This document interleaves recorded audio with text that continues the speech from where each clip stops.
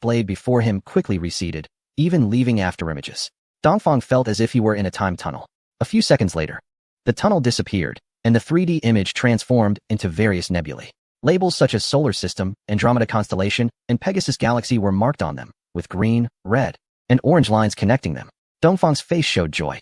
It's really a route map. He reached out again and tapped on the nebula labeled Solar System. The time tunnel reappeared, and soon the familiar sun and blue planet were displayed before his eyes. Moreover, these celestial bodies were slowly rotating. In fact, they were dynamic images. Countless words floated beside the celestial bodies. Dongfang casually tapped on his hometown, the Blue Star, and the screen changed once again. Other celestial bodies disappeared, and Blue Star took up more than half of the display on the left side, while detailed information about Blue Star appeared on the right. The Blue Star in the solar system is the only planet with intelligent life, with an estimated lifespan of about 45 billion years. Currently, there are 233 countries and regions on the planet, and its technological level is at the initial stage of a Type 1 civilization, representing a low-level civilization that has just entered the universe. File number 25530. Dongfang swiped across the screen, and the image returned to the solar system.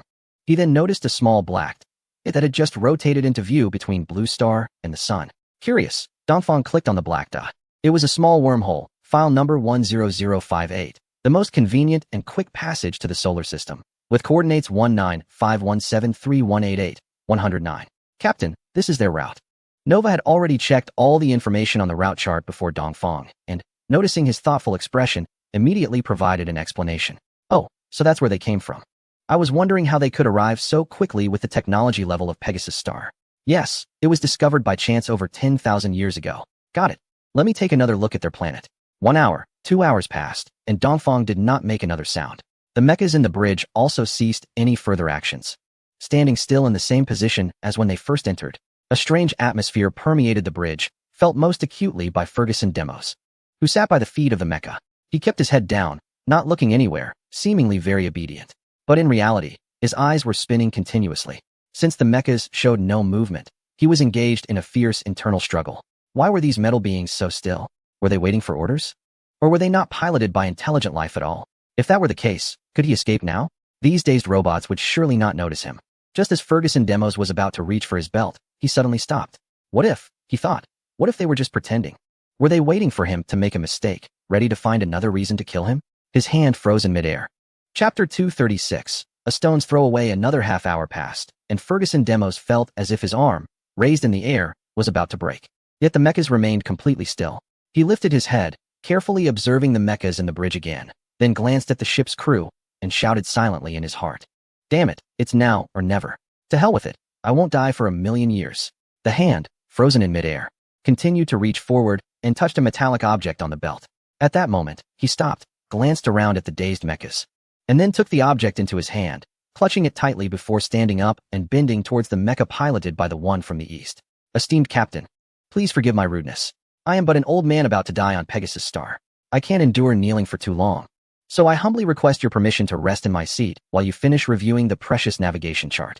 The words were heard by the one from the east, but he was too busy examining the various known civilizations of Pegasus Star to pay any attention to this coward. After a long while, noticing that the mecha remained silent and motionless, Ferguson Demos gritted his teeth, straightened his back, and slowly turned to walk towards his captain's seat. As he walked, he cast sideways glances, constantly observing the other mechas. Good. Just as I expected, these big guys are piloted by humans. My opportunity has come, Ferguson Demos thought, feeling his heart race as he approached the seat. 3 steps, 2 steps, 1 step. He arrived. He stood still, calmed his emotions, and quickly sat down in the seat, simultaneously pressing the only button on the hard object in his hand.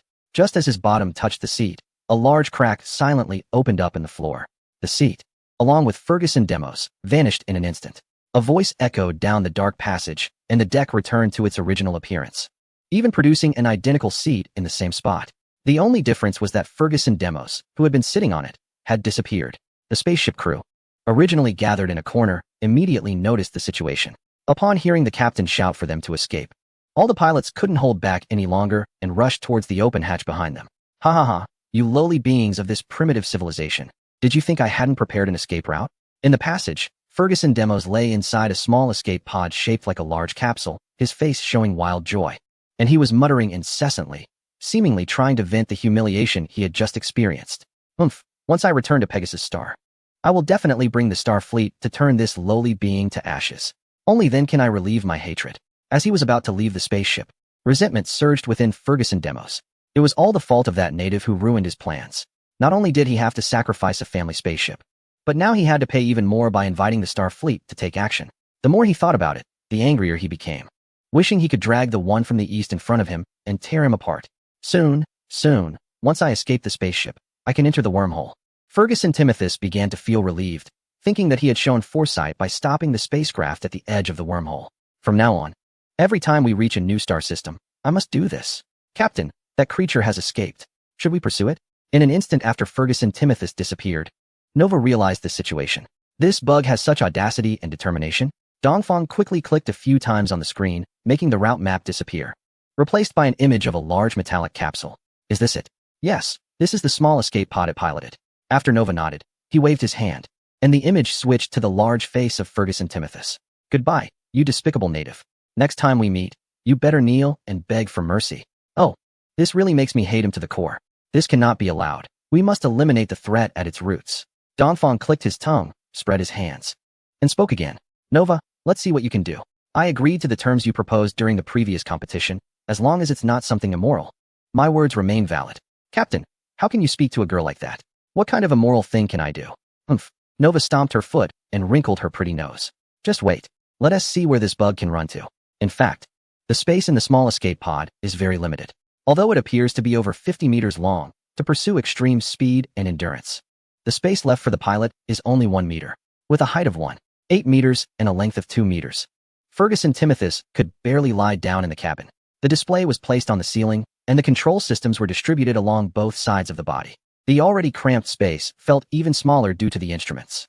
Ferguson Timothus couldn't even turn over, but at this moment, he paid no attention to his external environment because he had already seen that lovely red planet on the display, indicating that the spacecraft could exit the tunnel immediately. Just wait for me. After saying this, he pressed the button to activate the spacecraft's acceleration engine. In 2 seconds, he would enter sleep mode, and the life support system would wake him up again after passing through the wormhole. A puff of white gas was released from a corner of the cockpit. Ferguson Timothus knew that it was a powerful hypnotic spray designed to help the pilot fall asleep quickly. Colorless and odorless, it worked exceptionally well. Soon, a wave of intense drowsiness hit him, and Ferguson Timothus felt as if his eyelids were weighed down by a 1,000-pound burden, ready to close tightly at any moment. Struggling, he slightly lifted his head to look at the display, wanting to confirm the route one last time. Suddenly, a smooth metallic sphere appeared in his line of sight. It had adjusted its posture, and the hatch at the bottom was wide open, completely blocking the escape passage of the crescent-shaped spacecraft. No, I want to go back. Why? What on earth is happening? Ferguson Timothus' voice was filled with despair, but it was of no use. He felt darkness envelop him and lost all awareness. Meanwhile, the large capsule flew straight into the battle fortress. Captain, you see, it has fallen into our trap. Nova's face was full of pride, seemingly waiting for praise from the east. Well done. Return to Blue Star, and let me properly deal with such a clever captain in person. Chapter 237. Towed away, the massive battle fortress quickly closed its hatch after catching the escape spaceship. Then, a thick flame erupted from its tail, disappearing beside the crescent-shaped vessel. Captain, we are returning. How should we handle the ship from Pegasus Star? It has lost its power system and cannot fly on its own. But leaving it here doesn't seem appropriate either. Nova returned to the bridge of the battle fortress, taking the seat of the east, her delicate legs kicking the chair rhythmically. I forgot to ask you earlier, how many intelligent life forms from Pegasus civilization are still on the ship? The East genuinely forgot about this matter. After capturing the captain of Pegasus Star, he had devoted all his energy to the navigation chart. Indeed, it was worthy of being a highly developed cosmic civilization. Their navigation chart, after countless years of effort, contained an astonishing range of star maps. The navigation chart centered on the Pegasus system, radiating outwards for 500,000 light years. Although their ship could only reach 1% of the speed of light, they had discovered countless wormholes suitable for space travel through tireless exploration. Thus, their footprints spread across the entire galaxy. Currently, there were still over 12,000 various personnel on the ship. When we just headed to the bridge, we destroyed the entire ecological cycle system of the ship, along with its outer shell. Consequently, the air on the ship was rapidly depleting. If you don't take action, I believe in 2 days, it will turn into a piece of floating debris in space.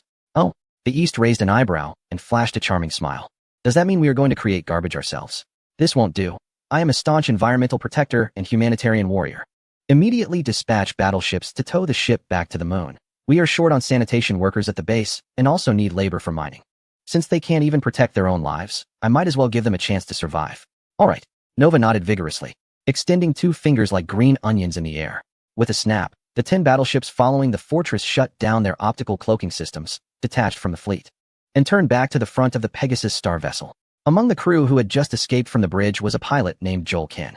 As soon as it exited the bridge's hatch, it immediately ran towards the designated escape pod. As the pilot, it clearly understood the ship's structure and knew the exact location of the escape pod. It ran through the corridor, climbed up the stairs, and walked down a long hallway, arriving at the end of a hidden passage located at the bottom of the spacecraft. If someone unaware of the situation walked in here, they would surely think they had entered a dead end and turned back. But Jolkin wouldn't. It confidently moved forward and raised its hand to touch the wall. A grinding sound echoed as the wall at the end began to rise. A look of joy appeared on Jolkin's face. This was a win. It withdrew its hand from the wall and strode boldly into the passage. Just as its foot crossed the threshold, the lights on the ceiling flickered on. Then, it froze in place. How could I have not thought of this? The cabin was empty, and the grooves on the floor clearly showed that a spacecraft had once been parked here. Then it noticed the passage on the ceiling and the open duct at the bottom of the cabin. Sighing, it lowered its head, feeling weak in the legs, and sat down on the deck, lost in thought. The captain must have already entered the wormhole. Perhaps I will never return to my beloved hometown. The spacecraft's ecosystem had been completely destroyed, and if I can't escape, then I can only surrender. Otherwise, I would just end up as a lifeless body. Wait. If I surrender, there might still be a glimmer of hope. With this thought, Jolkin sprang up from the deck, retraced its steps, and headed toward the bridge. What it didn't expect was that on the way to the bridge, it could hardly move. All its companions were squeezed into this passage.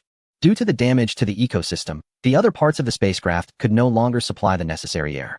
So, in order to survive, they all moved toward the bridge, where the core of the spacecraft was located, and all the air was extracted by the main brain of the ship, prioritizing the bridge. Jolkin is here. Make way. It can pilot the ship. Only it can help us escape. A soldier recognized it and shouted for a path to be cleared. The remaining soldiers turned to see it and immediately stepped aside, barely making a direct passage to the bridge. Jolkin said nothing, lowered its head, and walked forward with purpose. Soon it reached its control console, placing its hand on the start button that required a biological password. Unfortunately, the power reactor of the spacecraft had long been damaged. The display flickered once before plunging back into darkness. Having been mentally prepared, Jolkin did not try again, but turned to the soldiers behind it, who looked on with hopeful eyes. The spacecraft was severely damaged and could not fly back. Suddenly, the bridge erupted into chaos, and the last glimmer of light in the soldiers' eyes vanished without a trace. What are you commanders doing? One soldier could not hold back, pulling out a mini laser gun from his waist and aiming it at Jolkin's head.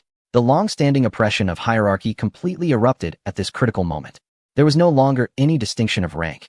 Everyone was just waiting to die. Just as the angry soldier was about to pull the trigger, the bridge experienced a violent shaking. Don't panic. We can still survive. The ship is moving. The ship is moving. The soldier holding the laser gun also noticed the situation. Once the threat to life was eliminated, he regained his composure, and the fear of his superior returned to his heart. So he released the trigger and threw the laser gun to the ground. Look! Jolkin rushed to the front as soon as he felt the ship shake. He looked up towards the outside of the ship. Then he saw 10 thick blue lasers. They were tightly attached to the outer armor of the crescent-shaped ship, pulling it towards the blue planet. Indeed, the Lord was not a senseless killer. There is hope. There is really hope. Mom, daughter, wait for me to come back. Jolkin could no longer hold back. Tears as big as soybeans streamed down his cheeks. We survived. He quietly wiped his tears, turned to the soldiers behind him, and shouted with all his might. Captain, we have completed the capture and will return to the base on the dark side of the moon in 1 hour. Okay, see you soon. Chapter 238. Talk before shooting. Ferguson Timoth slept soundly because the sedative released from the escape pod was mainly intended to allow astronauts to get the best rest. In his sweet sleep, he had a long dream, where he successfully entered a wormhole and then returned to his family to cover up his failure. Upon returning to his family, he used his silver tongue to describe the abundant resources of the blue planet and the incompetence of the president of the flag country, dazzling the elders of his clan and reorganizing a fleet. They returned to the blue planet and shattered that spherical ship into pieces. I'm sorry, Lord Ferguson Timoth. I was wrong. I beg for your forgiveness. Ha ha ha, you lowly Civilization S native. Dongfang and Nova stood in front of the lying Ferguson Timoth, frowning and showing awkward expressions. What is this fool doing? Laughing while asleep, Dongfang turned to Nova and said, Captain, if someone as great as you doesn't know, I certainly wouldn't know. Why not wake him up? We'll know after asking. Dongfang nodded, raised his leg, and kicked Ferguson Timothy's face. There was no reaction at all. Ferguson Timoth just turned over and even snored. Not much damage, but highly insulting. Dongfang cursed. Does this fool feel anything? No, that's the effect of the drug. Please wait a moment, I'll wake him up now. Nova chuckled and waved at the nearby bionic robot. A cloud of white smoke sprayed from the robot's mechanical arm, settling at Ferguson Timothy's nostrils. You should beg me. Just as Ferguson Timoth was in high spirits, he suddenly felt an itch in his nose, and he impatiently reached out to rub it hard. Then it saw a man and a woman looking at it with a mocking expression. The man was familiar. He was the one it had communicated with earlier. Ferguson Timoth shook his head vigorously. Wasn't he just kneeling at its feet? Why was it lying on the ground now while he was standing? Memories flooded back like a tide. Sir, how did you end up here? Ferguson Timoth quickly got up from the ground, showing what it believed to be its most humble smile, and knelt at the feet of the figure. How could I trouble you to come in person? You don't know. To see you, I just activated the escape spaceship. Hee really? The figure sat down on the chair behind. Why do you want to see me? I just thought that the previous flight path couldn't fully express my apologies. So I decided to apologize to you in person. Listen to how loud my head can knock. After saying this, Ferguson Timoth immediately smashed its head against the deck. A clanging sound echoed in the cabin. That is quite loud. All right, take a break first. Let us watch a video. After giving it a kick, the figure nodded to Nova. You lowly civilization's native. The large screen opposite Ferguson Timoth started playing footage of its activities in the escape spaceship. Is it interesting? The figure asked with a smile that didn't reach its eyes. Ferguson Timoth lowered its head, not daring to say a word, awaiting the final judgment. I'm a person of my word. Since I promised to spare your life, I will, but for your insulting behavior, you must face the corresponding punishment. Do you have any objections? No. I agree to whatever punishment you decide, as long as I can live. Ferguson Timoth, a true elite of the Timoth family, thought to itself that enduring humiliation was just the basics. Good.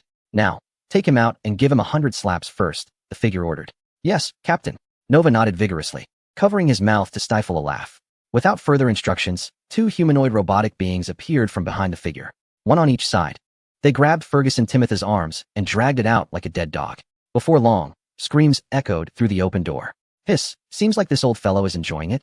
The figure couldn't help but comment upon seeing Nova laughing so hard, he couldn't stand up straight. To ensure Ferguson Timoth enjoyed it thoroughly, the robots took their time, taking a full 10 minutes before dragging it back, now properly dressed. Ferguson Timothy's legs were like noodles, flopping beneath it, leaving 2 green trails on the deck where its legs had touched. How disgusting. Hurry up and clean this up, Nova said with a look of disgust, quickly covering his nose.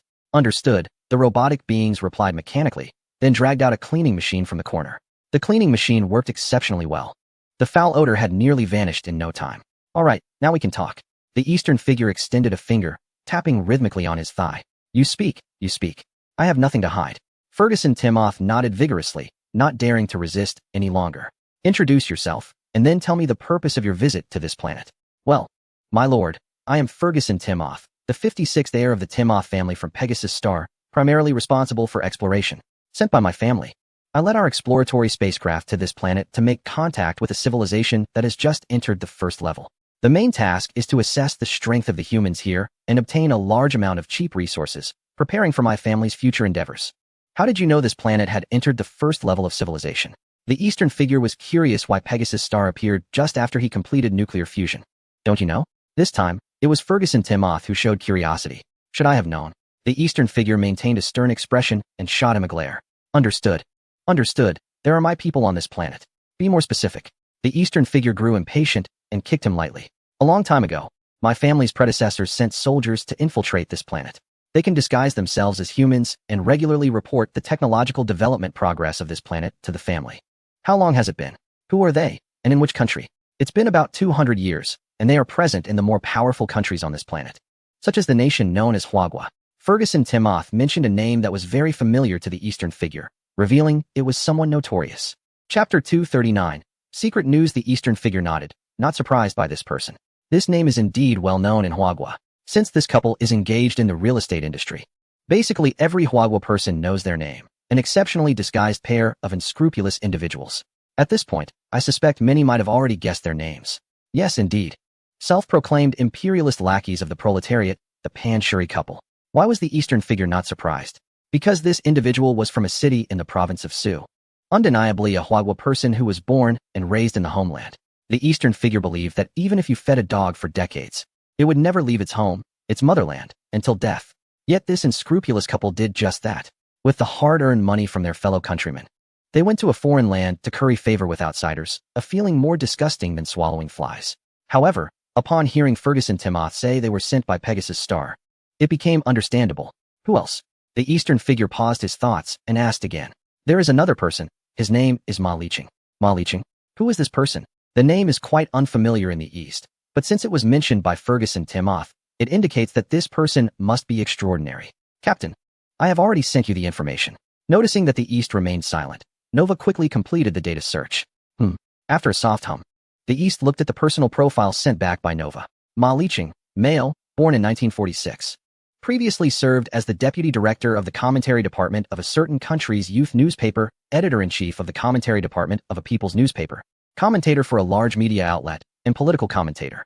He was also a visiting researcher at the University of Tokyo, a visiting scholar at the National University of Singapore, and a distinguished professor at Hokkaido University.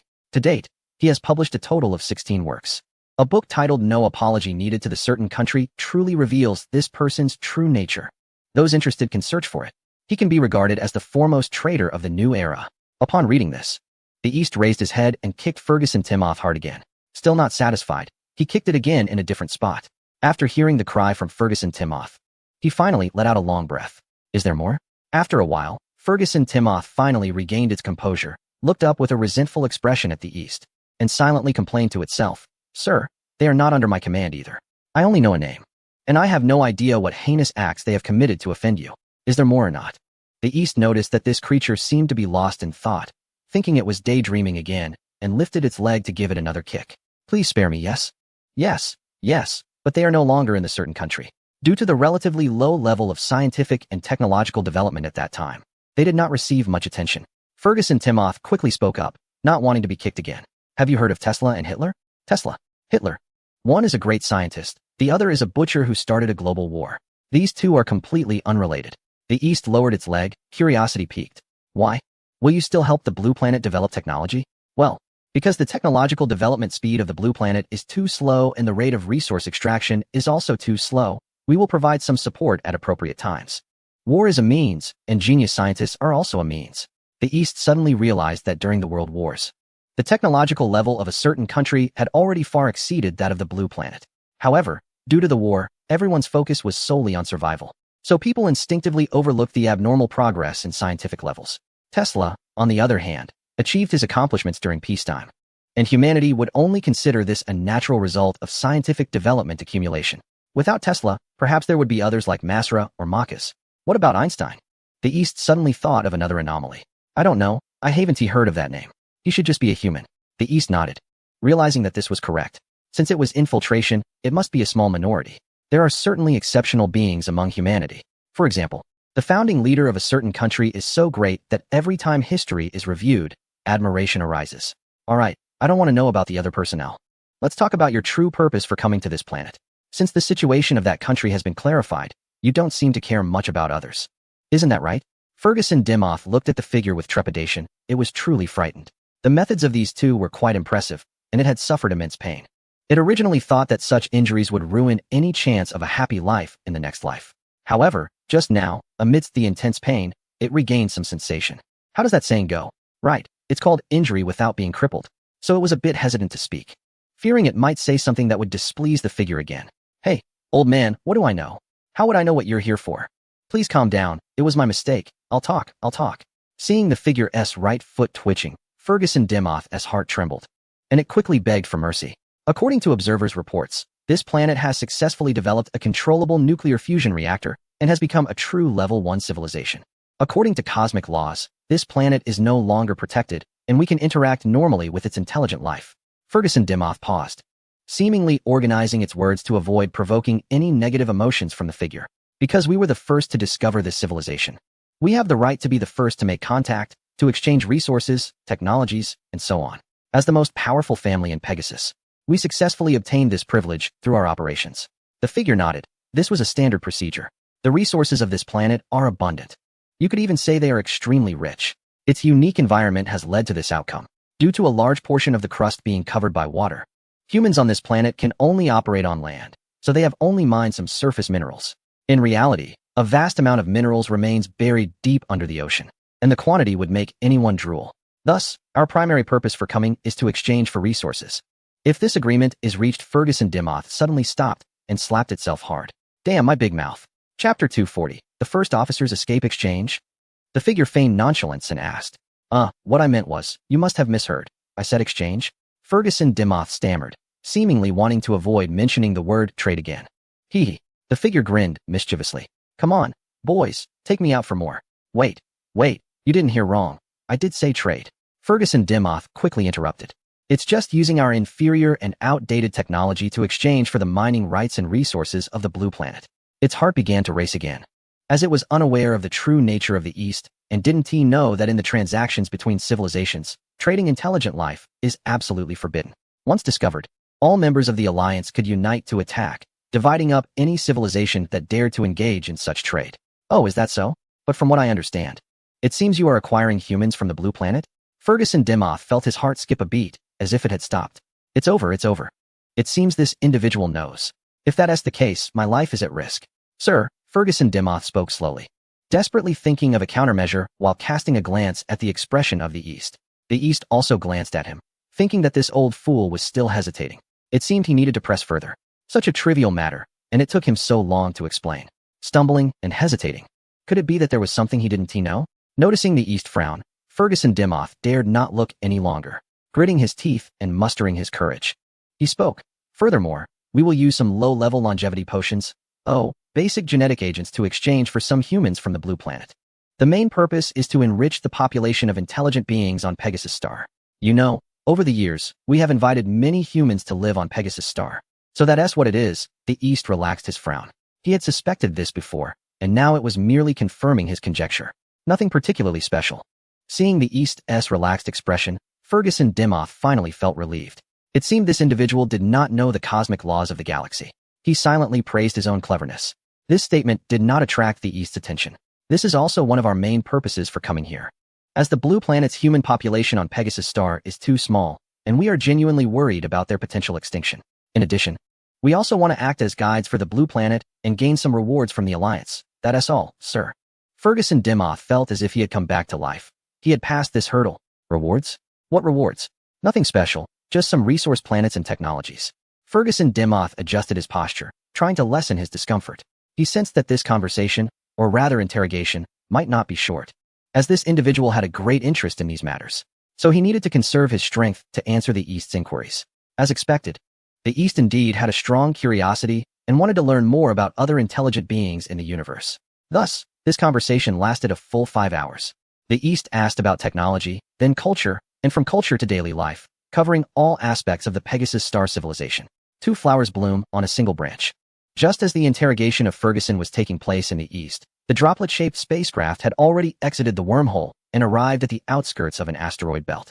Upon arriving here, the spacecraft came to a halt, automatically shutting down its engines as it drifted slowly away from the asteroid belt. At this moment, a hissing sound echoed in the cockpit of the droplet-shaped spacecraft, and white mist spread from the nozzles on the ceiling. What a comfortable sleep. A voice from the Pegasus constellation rang out as the first officer opened his eyes from the transformed pilot seat. After a brief moment of confusion, his eyes regained clarity. Did I escape? He reached down and pressed a button under the pilot seat, and the slightly cramped bed transformed back into a well-cushioned seat. Muttering a few words, the first officer skillfully pressed the spacecraft's startup button. With a sound, all the instruments on the control panel lit up, and the display showed the current location of the spacecraft. I really escaped. The first officer clenched his fist and waved it fiercely in the air. No, I must quickly return to the family and report on the captain's situation. After a brief moment of excitement, he suppressed his joy. There were still tens of thousands of his compatriots waiting for his rescue. Fortunately, they were not far from home. The first officer, Hardabadwin, stretched out his hands and rubbed his face vigorously to completely dispel his sleepiness.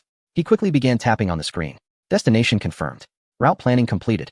Engine startup normal. Departure in 3 seconds. Unlike ordinary spacecraft from Pegasus, this droplet-shaped spacecraft was more advanced and featured a higher level of intelligence. After Hardabadwin set all the parameters, he only needed to press the execute button for the spacecraft to head to the destination on its own. Initially, The droplet-shaped spacecraft flew slowly due to the large number of asteroids surrounding it. During this segment, Hartibidwin felt a bit anxious, as it took a full 10 hours for the spacecraft to navigate through the asteroid belt. Once out of there, the spacecraft immediately began to accelerate. Flames erupted from the tail of the droplet, shooting off like a meteor as it sped towards the planet of the family. Due to its special design, the spacecraft prioritized speed over safety and comfort. Therefore, Hartibidwin was on edge the entire way. Fortunately, several days later, he returned safely to his family's planet. Hartibidwin, do you have important news? Are you the only one back? What about Lord Ferguson? The dispatcher in the space dock spoke rapidly upon seeing the first officer and the droplet-shaped spacecraft. We encountered danger. Quick, immediately report to the family elders. We need rescue. Hartibidwin, who hadn't slept for days, shouted loudly at the dock dispatcher on the video call. If not, everyone will die. What happened? Did you encounter a super space storm? Forget it. Just head back to report to the family. I'll open a green channel for you. The operator's face grew serious. It had realized something was off when it first saw the water droplet spaceship. This ship wouldn't be deployed lightly. Connect me to the Great Elder. I need to report to them right now. Hadi Bardwin couldn't wait any longer. He didn't want to waste a single second. Chapter 241. Arrival at the base. Hadi Bardwin's communication request was quickly connected, and an aging Pegasus being appeared on the screen. It seemed completely unhurried. Sitting quietly in a chair, it casually asked, Hadi, why are you the only one back? What happened to Ferguson Timoth? Going to a small first-class cultural star and coming back in such a disheveled state. Great Elder, please send a fleet to rescue the young master, if they're late. Hadi Bardwin stood up from the pilot's seat, lowered his head, and began recounting all their encounters since arriving at the blue planet. Dongfeng stood up as well. He was already very familiar with everything about the Pegasus star, but due to Ferguson Timoth's deliberate concealment, he still wasn't aware of the second officer's escape. All right, let's get this old fellow patched up first. Looking at the already weary Ferguson Timoth, he brushed off his clothes and left the room. If he asked any more questions, the old guy would probably end up in trouble here. Nova stood in place, glanced at the bionic robot, then at the Pegasus being sprawled on the ground. Mimicking Dongfeng's actions, brushed off his clothes, and said to the bionic robot, You too, take care of this bunch. After saying that, he left the seemingly disheartened Pegasus star captain behind and followed Dongfeng out. Once outside, Dongfeng didn't linger and immediately headed towards the dock at the far side of the moon base. He had received a report that the battleship they had previously dispatched had already towed the Pegasus starship back. While it might seem like they were leaving, they were just standing on the surface of the moon base. The pulsating ground would send them to their destination. Captain, wait for me. Nova's voice came from behind, getting closer. By the time he finished speaking, he was already right behind Dongfeng. He knew Nova must have run over. Is everything handled? Dongfeng turned to look at Nova, who had flowing long hair, feeling a mix of emotions. Of course, you can trust me. Nova patted her chest confidently, looking assured. Where did you learn those gestures? Dongfeng said helplessly. Could you be a bit more ladylike? That feeling I had just now has completely vanished. In movies, I've been binge-watching recently, and I found that the dramas and films of the Blue Planet people are quite good, especially that Han Lama. I really like him. It's a pity there's only the first season. The creators are too slow. Are they going to abandon it? Nova's eyes were filled with disdain as she stretched out her fair hand as if trying to grab the creators. Aren't you watching? It's really good. Nova tilted her head to look at Dongfeng, who was pulling back his hand. What kind of expression is that? I don't have time to binge-watch dramas. There are so many things to handle at the company. Dongfeng felt a bit awkward under Nova's incredulous gaze and scratched his head. Where's the battleship? As he spoke, Dongfeng had already arrived at the ground foundation of the lunar base dock. He glanced towards the sun and, seeing nothing, asked, What is going on? The target of that spacecraft is a bit too large. To avoid being observed by people on the blue planet, the battleship activated its optical stealth system. Once it enters the lunar far side's range, you will be able to see it, Nova explained, pointing to the sky. Look, the spacecraft has already been captured by the moon's gravity. Following Nova's finger, Dongfeng saw the blue light shrink, and the battleship appeared before his eyes. Since the Pegasus spacecraft had lost power, the space dock shot out a very thin rope that accurately looped around the spacecraft's towing port. The rope was only as thick as a pinky finger, yet even while dragging such a large spacecraft, there were no signs of it breaking. The rope retracted, and the spacecraft slowly approached, entering the blue protective shield and coming to a steady stop at the dock. Captain, the spacecraft has landed successfully. Please give your instructions. Nova lowered her hand and stood up straight. By the way, how many Pegasus star fragments are there on the spacecraft? 11920. Nova reported the exact number. Let us get them down first. Okay. Nova smiled, a spark of excitement in her eyes. The Pegasus spacecraft, having entered the dock, immediately opened its hatch after Nova finished answering. Second officer, what should we do? At that moment, the second officer and the army commander, who had just escaped from the battlefield, appeared at the hatch, surrounded by soldiers. What should we do? As the second officer of the spacecraft. It was now the highest-ranking officer on board. If it led all the soldiers into the base, the blame for surrender would fall on its shoulders. But if it did not enter, death might await. So the second officer remained silent, took a few steps, and looked down through the automatically opening hatch. This was a high-level civilization's planetary base, filled with uniquely shaped buildings. Since it was on the far side of the moon, the base was brightly lit, and everything was clearly visible at a glance. There's no one here. A ripple of surprise washed over it. In such a vast base, there wasn't a single person. Whether in the wide corridors or the nooks and crannies, it was completely empty. Does this mean we have a chance to take the space? The second officer's heart began to race. Soldiers, look. There's not a single person in this base. Let us go down, pretend to surrender, then take control of the base and fix the spacecraft to return to our family. Is that even feasible? The large metallic beings are incredibly powerful. Can we, unarmed soldiers, really compete with them? The army commander frowned, recalling the brutal encounters experienced. Who told you to confront them head-on? It was said to feign surrender. Those metallic beings must also be piloted by humans from a certain planet. Once they return to their base, they can't possibly be on duty 24 hours a day, right? Once we gain the trust of those humans, we can strike suddenly. That would be an easy victory. The deputy chuckled, thinking to himself that no wonder this old fellow hadn't been promoted in decades. His thinking was too rigid. Indeed, the deputy is right. The soldiers surrounding him nodded in agreement, their eyes reflecting trust. Since everyone agrees, let's set off. As for when to take action, please wait for the orders. Understood. After the plan was decided, the deputy didn't wait any longer, stepped out of the cabin, and walked briskly in the direction indicated by the lights on the ground. Chapter 242. A premonition. What are these guys waiting for? Seeing that the open cabin door had yet to see any soldiers emerge, Nova turned to look eastward. Captain, should we deploy the bionic robots to supervise? Of course. There are too many of them. Didn't you summon the bionic robots? East slapped his forehead, realizing he had forgotten about it. This was his first time participating in a cosmic battle, and with so many captives taken, he, lacking any experience in handling prisoners, overlooked some issues. I don't understand. Nova looked puzzled. Managing bionic robots was second nature to it, but dealing with such a large number of intelligent life captives was a first. A blessing in disguise. The two novices' oversight led the deputy to harbor unrealistic fantasies. They smoothly exited the cabin and entered the corridor, sparing East the need to set an example. As he fundamentally disliked violence. Captain, there's no need to worry. It takes over 10 minutes for them to travel from the dock to the surface, which is enough time for the bionic robots to arrive. I've already made arrangements. Now that the issue is identified, remedying it is straightforward. Good. They're coming out. Let us hurry. East saw the first being emerge from the cabin into the corridor. Understood. The deputy's pace was relaxed because, in the well-lit corridor, he spotted two dark figures on the ground. Although they were quite tall, he could vaguely sense that they were just two humans from a certain planet. This eased his mood further, and he quickened his steps towards the lift platform. Behind him, a large number of soldiers streamed out, following him onto the large lift platform, which spanned over 100 meters. Then came the waiting. After about 5,000 soldiers boarded, a light gate appeared, blocking those wishing to board behind them. The deputy stood at the back, in good spirits, even humming a popular family song. Under its influence, all the soldiers relaxed and were amazed by the technological level of the base on the far side of the moon. Hey, brother, look at this technology. Such a large lift platform doesn't even need cables for traction. This was an observation made by a mechanical technician. Yeah. What is that light shield outside? It can actually block asteroid impacts? Is this the legendary energy shield? Just then, the pilot of the butterfly-shaped spacecraft witnessed the energy shield blocking a tiny meteorite and spoke up.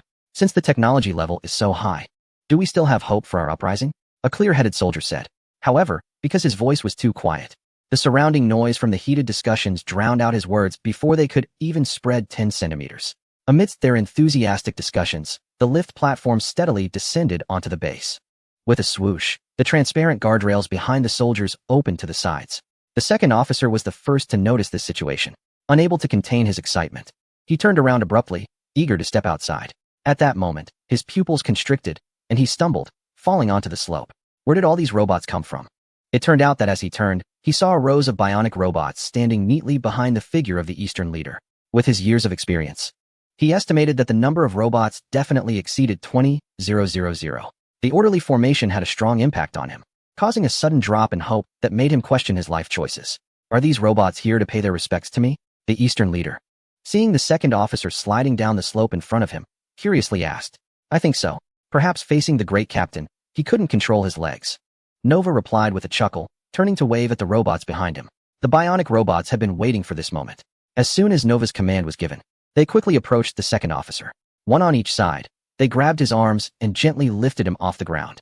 Then, they extended their hands and placed a circular metal ring around his neck. With a crisp metallic sound, the ring automatically closed, flashing a green indicator light. The robots released their grip and forcefully pushed the still dazed second officer. Leave this place immediately and follow the signs to the designated point. After saying this, they grabbed his arms again and escorted him away. Why did I have such unrealistic thoughts? I'm such a fool. The second officer sighed softly and walked away with the robots, moving mechanically without any resistance. His figure looked even more robotic than the robots themselves, as if he had completely lost his soul and had become a walking shell. The soldiers still on the lift platform were stunned. What happened to the pretense of surrender? What happened to the claim that there was no one in the base? Damn it, second mate, you idiot. They could even hear the crisp sound of their hopes shattering in their hearts. One moment they were in heaven, the next plunged into hell. Sigh. All soldiers of the Deimos family, line up and exit the elevator platform in order.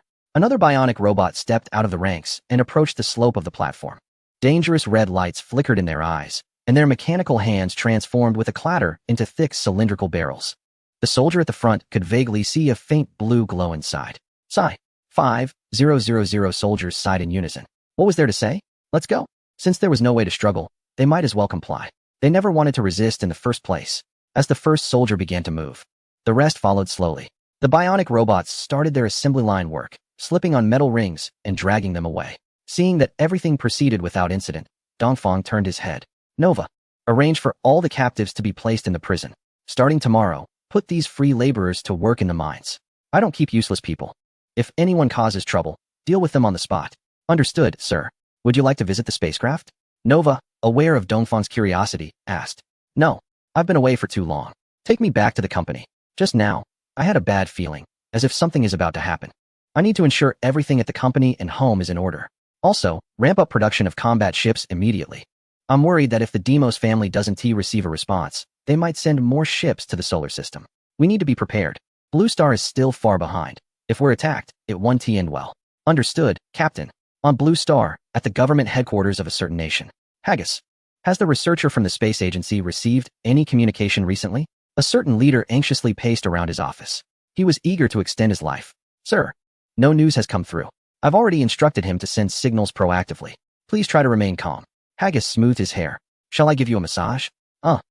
Chapter 243, Beyond Expectations. The leader didn't verbally agree, but his body was honest. A massage naturally followed. Then have the researcher from the space agency continue sending communication requests. On our end, we'll make all necessary preparations.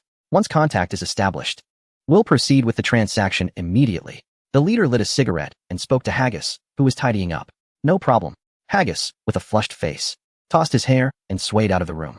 Dongfang paid no attention to the situation with that pair, as he had already resolved the transaction issue at its root and saw no need for further concern.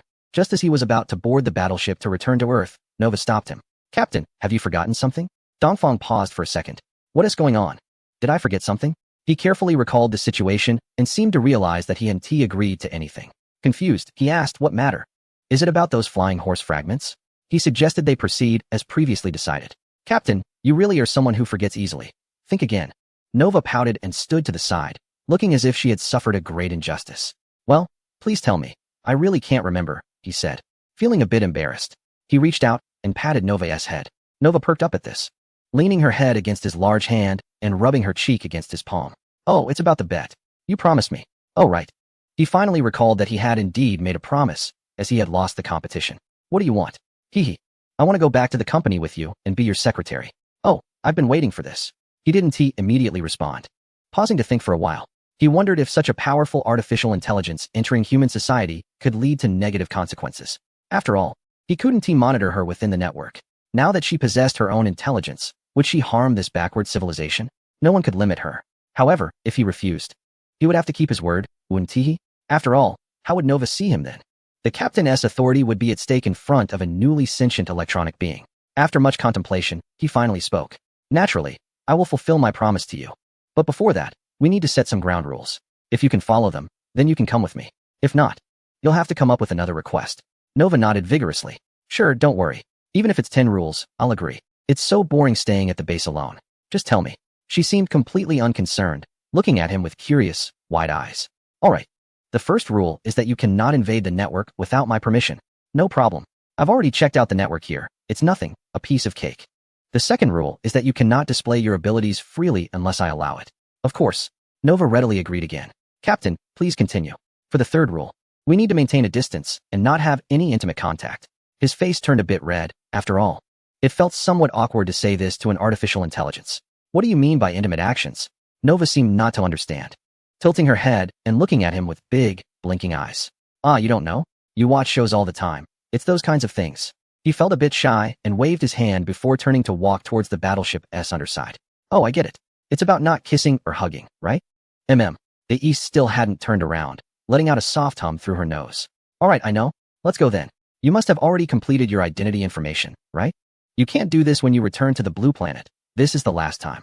As she spoke, the battleship fired a traction laser, pulling Dongfang and Nova, who were standing together, into the spaceship's hatch. With a swish, they vanished without a trace above the base. The timing was just right. When the battleship returned to hover above Dongfang's villa at the Geo-Horizon Group, it was exactly 10:30 p.m. By this time, most people had already gone to bed, so there was no one moving around the villa. It was early summer, with a gentle breeze rustling the leaves. Since there were no clouds in the sky, a bright moon hung above, creating a tranquil garden scene. Suddenly, a blue light flashed, and the two appeared at the villa's entrance. Captain, I didn't expect the Geo-Horizon Group to cover such a large area. A clear and pleasant female voice rang out. It was Dongfang and Nova returning from the moon base. Don't you know? Isn't the company's surveillance all under your control? Dongfang replied, his expression showing a hint of helplessness toward Nova's demeanor. Well, the cameras only show what they see. They can't be as intuitive as the eyes, Nova said, displaying a curiosity that set her apart from regular artificial intelligence, especially regarding everything related to Dongfang. Before Dongfang could finish his sentence, she quickly took a few steps to the villa's entrance and pressed the doorbell. What are you doing? There's no one home. Who will open the door for you? Before Dongfang finished speaking, the villa's door swung open from the inside. Fanger, why are you back so late? Who is this young lady? Dongfang's mother peered out from behind the door. Dongfang. Oh, Nova. Mom, why are you here? You didn't even call? Dongfang quickly pulled Nova behind him. Oh, can't Mom come to see you? Dongfang's mother pushed him aside and reached for Nova's hand. This girl is really beautiful. How old are you? Where are you from? Do you have a partner? Are you dating my Fanger? Who else is in your family? Dongfang's mother completely ignored him. Come in, come in. Auntie will prepare some late-night snacks for you. Just as I was about to go to bed and turn off the lights, this kid shows up unexpectedly. He could have at least called me in advance to prepare. Dongfang stood frozen at the door, thinking, who is really your son? His grievances echoed throughout the villa. Chapter 244, Meeting the Parents. Nova, feeling somewhat at a loss, followed Dongfang's mother inside, glancing back at Dongfang with her empty right hand reaching out toward him. Captain, what should we do? Once Nova's voice faded in his mind, an image appeared in Dongfang's mind. Uffed. Dongfang couldn't hold back and laughed out loud. Just handle it normally. Don't have any other thoughts. The key is not what I think. It depends on your mother. Oh, haha. Dongfang tried to suppress his laughter, telling you to be more arrogant. Still wanting to return to Blue Star with me. Then I can't help you. As the most powerful intelligent being in the world, your brain must surpass all humans. So, I leave this to you. Dongfang quietly entered, changed his shoes, and walked into the living room. Auntie, I'm Gong Xiaoyu. Nova stuck out her tongue. Her face flushed. Xiaoyu, don't pay attention to that kid. Men are not good things. Come chat with Auntie. Where are you from? I'm from Jiang Province. Nova corrected herself, secretly glancing at her own information before pulling her gaze away from Dongfang. Oh, I knew it.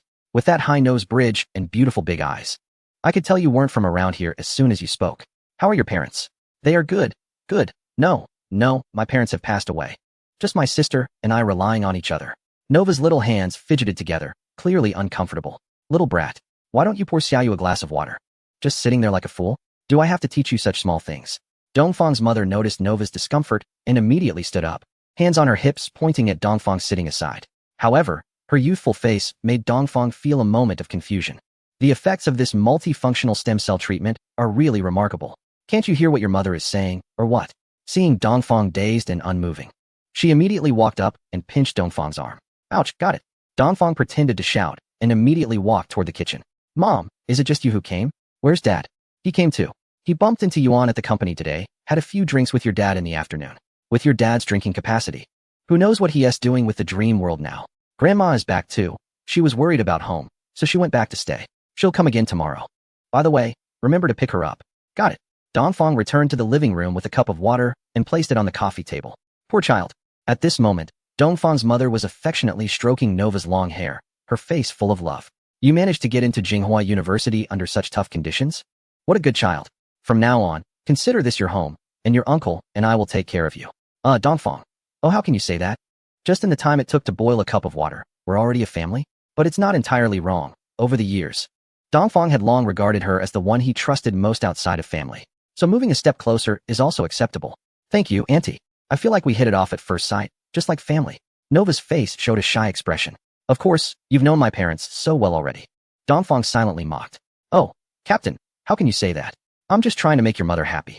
With Nova's computing power, multitasking is really a piece of cake. When chatting with your mother, I can easily banter with Dongfang as well. Alright, Andy knows. What do you like to eat? Andy will make you something. I'm fine with anything as long as it's made by Andy. Such sweet talk. Dongfang's mother reached out and touched her soft little face. Then Auntie will make you some porridge and boil an egg. You sit and rest for a bit. I'll have this little rascal help me out. After saying that, she walked over to Dongfang and pulled him into the kitchen. Fanger, tell Mom, where did you find such a great girl? Dongfang's mother asked quietly, tugging at him. Oh, I met her over there in the desert when I went that way. Mom, why did you both come? You didn't give me a heads up. Dongfang asked, looking helpless. What's wrong? Your dad and I missed you. We thought you were too busy to come home, so we decided to come see you. I didn't expect you to be so considerate, saving your dad and my photos in the access system. When we arrived at the door, it opened by itself. Quite impressive. Wow, this Nova, getting a bit mischievous, huh? No wonder she went to knock on the door. Turns out she knew all along. Of course. You two are my closest people. Dongfang laughed, feeling that Nova did well in this aspect. Otherwise, it would have been awkward if his parents arrived and were kept outside. So about the girl. His mother shot him a look, clearly more interested in Nova than anything else. Well, there was a project over there. And when I was doing some business with the authorities, she happened to be interning there. I was unfamiliar with the place, and she took the initiative to help me. And that's how we got to know each other. Dongfang looked at the script sent by Nova and began to read the lines. Unexpectedly, Nova had already arranged her background. So, does the girl have a boyfriend? It seems not. No, she doesn't. Dongfang washed his hands and leaned closer to his mother. It's a bit too early to talk about this now. Early? You've already brought the girl home, and you dare to say it's early? His mother affectionately patted him on the head. We can't engage in things where a son is born without responsibilities. If you've done it, you must take responsibility. Mom, what are you talking about? The girl doesn't have a place to stay, and I thought my villa has so many empty rooms.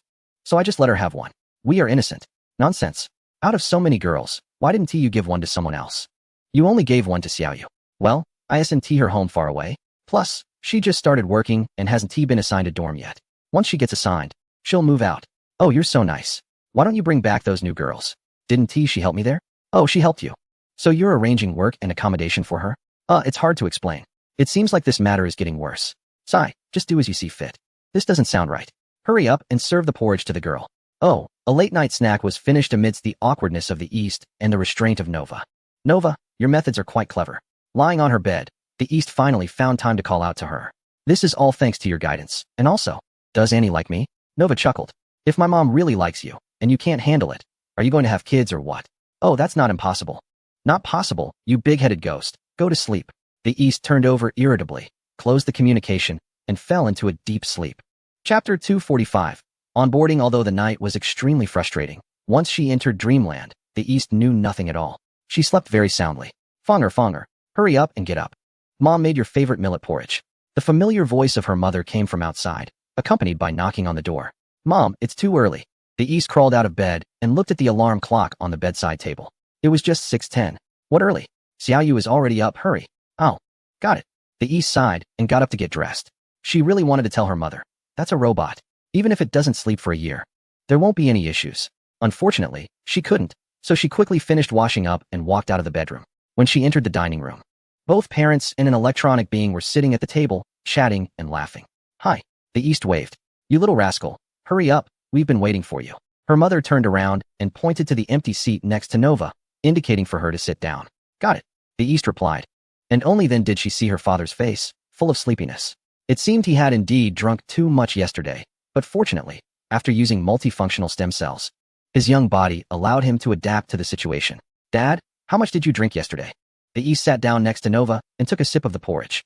Hey, that kid Gaoyuan, his drinking capacity is no joke now. We drank. Her father held up 2 fingers, shaking them towards the east. 2 bottles of white. The east nodded, a bitter smile on his face. Well, you old man. I told you not to drink too much, and you dared to be so reckless. Her mother's hand reached over, accurately grabbing her father's ear, twisting and pulling. The east felt a jolt in her heart. Her mom's technique was still as skilled as ever. Ouch! Her father pressed his hand on his wife's hand. Be gentle. Can you be gentle? Gentle? Can you learn a lesson? Have you forgotten about your hospitalization? Got it. Got it. Both kids are here today. Show me some respect.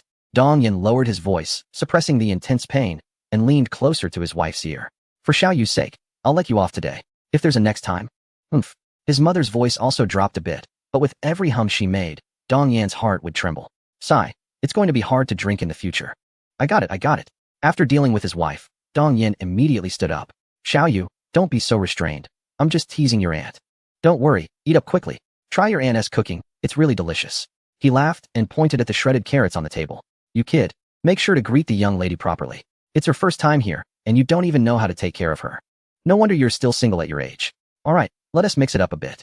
Unavoidably, Dongfang had to speak up. Don't treat yourself as an outsider. If you want to eat or drink, we'll head to the office later. You little rascal, is that how you greet guests? Xiao Yu, don't mind that kid. Just eat whatever you want. If it's not enough, Annie will get you more. Dong Yan's mother couldn't hold back any longer, interrupting Dongfang with a smile as she handed a bun to Nova. Auntie, that's enough. I have a small appetite. You eat your food. I can take care of myself. Nova finally spoke up, and Dongfang's ordeal seemed to be over. After giving Nova a fierce glare, he lowered his head and started eating. The meal was quite uncomfortable for Dongfang, but it finally came to a smooth end. He felt like an ant on a hot pan, waiting for Nova to put down her chopsticks before quickly grabbing her hand and heading towards the door. Mom, I'm taking Xiao Yu to the office. Today is her first day. Got it. Just be careful not to let Xiao Yu fall. His mother smiled as she walked into the kitchen with the leftovers. Once outside the villa's gate, Dongfang shook off Nova's hand, his face filled with anger. Nova, how dare you tease your great captain? It looks like I need to send you back to the base on the moon. Out of control, out of control. Oh, great captain, I'm sorry, but you should call me Xiao Yu. We can't let the secret slip, right? Nova laughed as she ran ahead to the waiting vehicle by the roadside. Her bright smile and flowing hair scattered joy on the path. Dongfang stood frozen for a moment, realizing that despite everything, Nova's looks were certainly not a loss for him. After all, he was a bit of a face lover. He quickly walked a few steps to the vehicle and plopped down beside Nova. All right, to avoid revealing our secret, I'll call you Xiao Yu from now on, and you'll call me chairman. Got it, my great captain. Nova replied cheerfully, swinging her delicate legs. Fine. Since our parents are so happy, I'll forgive you this time. But remember, there won't be a next time. Dongfang said sternly to the back of the bionic driver's head. Got it. Amid Nova's silver bell-like laughter, the shuttle vehicle started and headed towards the office building of the Earth Ring Group. By the time the shuttle arrived at the building, it was just 7 o'clock a.m. Captain, no, I mean Chairman, did we come a bit too early? Nova glanced at Dongfang as she saw the building's door just opened by the security personnel. Not too early, let us go up first. People will arrive shortly, Dongfang replied, flipping his hair and striding into the office building. Good morning, Chairman. The security personnel naturally recognized him and immediately opened the employee passage for the two to pass through. All right, Nova shrugged and followed Dongfang into the elevator. Wang Tao, what are you up to? Dongfang called the director of the administrative office. Chairman, so early. I was just washing my face, came Wang Tao's voice, sounding like he had just woken up. Hurry up, I'm waiting for you in the office. We have a new employee starting today. Got it, Wang Tao replied. 10 minutes later, there was a knock on the door. Chairman, who is starting today? Wang Tao rushed in, immediately collapsing in front of Dongfang's desk, completely oblivious to Nova, who was leaning against the bookshelf. Chapter 246. The chairman's new assistant looked at that expression. Dongfang gestured towards Nova, who was climbing up and down. Huh. Wang Tao seemed taken aback, staring with a confused look. He turned to where Dongfang was pointing and slowly shifted his gaze towards the bookshelf. Ah, what the? Wang Tao was shocked. He didn't expect to see such a beautiful girl in real life. What are you doing? Why are you just staring? Dongfang tapped on the desk, looking at the dazed Wang Tao. Oh, Chairman, is this young lady here to complete her onboarding procedures? Wang Tao turned back, discreetly wiping some drool from the corner of his mouth. Do you think I need to? Wang Tao chuckled foolishly, rubbing his hands together. No. There are other people in this room. Are you out of your mind? Dongfang said impatiently. Hee, I was just stunned by her extraordinary beauty. After a brief moment of shock, Wang Tao realized. A stunning beauty personally brought in by the chairman for onboarding was no ordinary person. She might even become the future lady boss. So he immediately put away his foolish demeanor, acting very serious. avoiding any distractions, and adopting a focused work attitude. I've already notified the HR department. They will be here shortly to assist her. Okay, I understand. I'm not a miser. Let the team have breakfast first before coming. Understood. Boss, since there's no hiring plan, which department should this lady work in? After several experiences, Wang Tao no longer dared to casually guess Dongfang's thoughts. So to avoid making mistakes, he asked directly. Well, the eastern side actually didn't consider this matter either, because it was proposed by Nova himself. So initially, he was just going to let her take any position. However, after experiencing what happened with his parents, he felt that he couldn't be careless. If his parents asked about it later, it would be hard to explain. On the other hand, he also needed to keep an eye on her, as she was a newcomer to human society, and it would be easier to handle things if there were any major incidents. Seeing that the eastern side had been silent for a while, Wang Tao secretly wiped his sweat and silently praised himself for being thoughtful and asking one more question. Our company still doesn't have an assistant to the chairman, right? After pondering for a moment, the eastern side asked. No.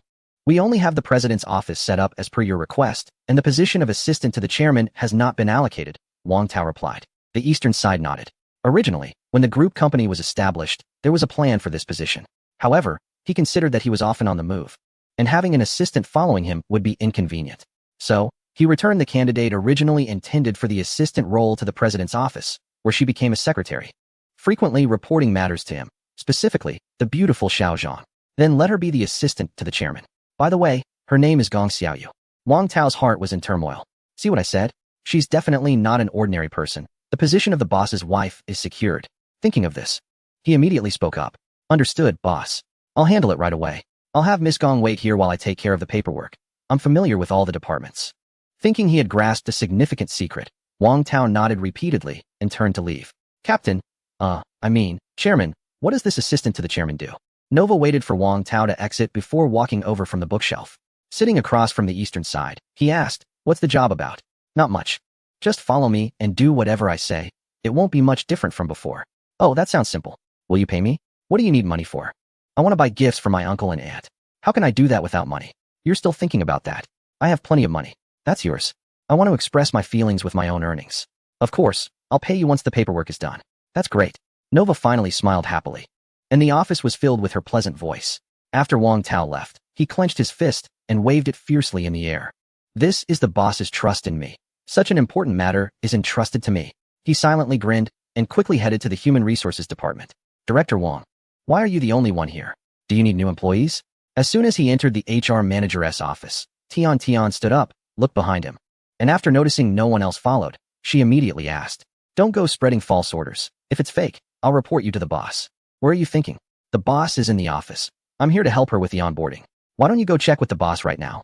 With a beaming smile, Wang Tao, a veteran of the company holding an important position in the Human Resources Department, knew he couldn't handle the situation casually. You can't fool me, even if you're an agent. Please, have a seat. I'll have someone come in.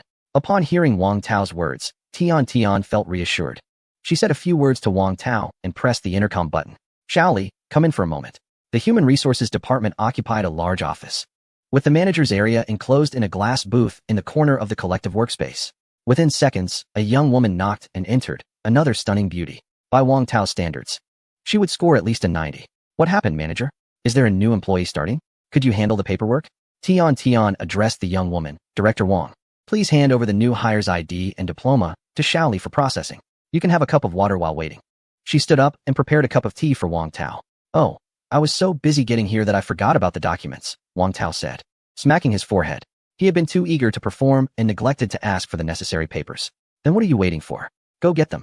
Tian shot him an exasperated look, but still placed the tea in front of him. Hey, this is quite a situation, but I can't go back for them. Xiaoli, you continue with your work. I'll speak with your manager for a moment. The young woman, referred to as Xiaoli, remained silent and looked at Tian instead of leaving. Go ahead. Director Wang has given the go-ahead. Tian smiled slightly and waved her hand, prompting Xiaoli to finally leave the room. Wow. Tianjia, you're really good at managing people, Xiaoli said as she exited. This is just the beginning. Let us talk about the new employee. Tian returned to her seat, her face filled with pride. The chairman personally instructed that this new hire will serve as the chairman's assistant, if you know what I mean. As the HR manager, Tian's thoughts were naturally clear.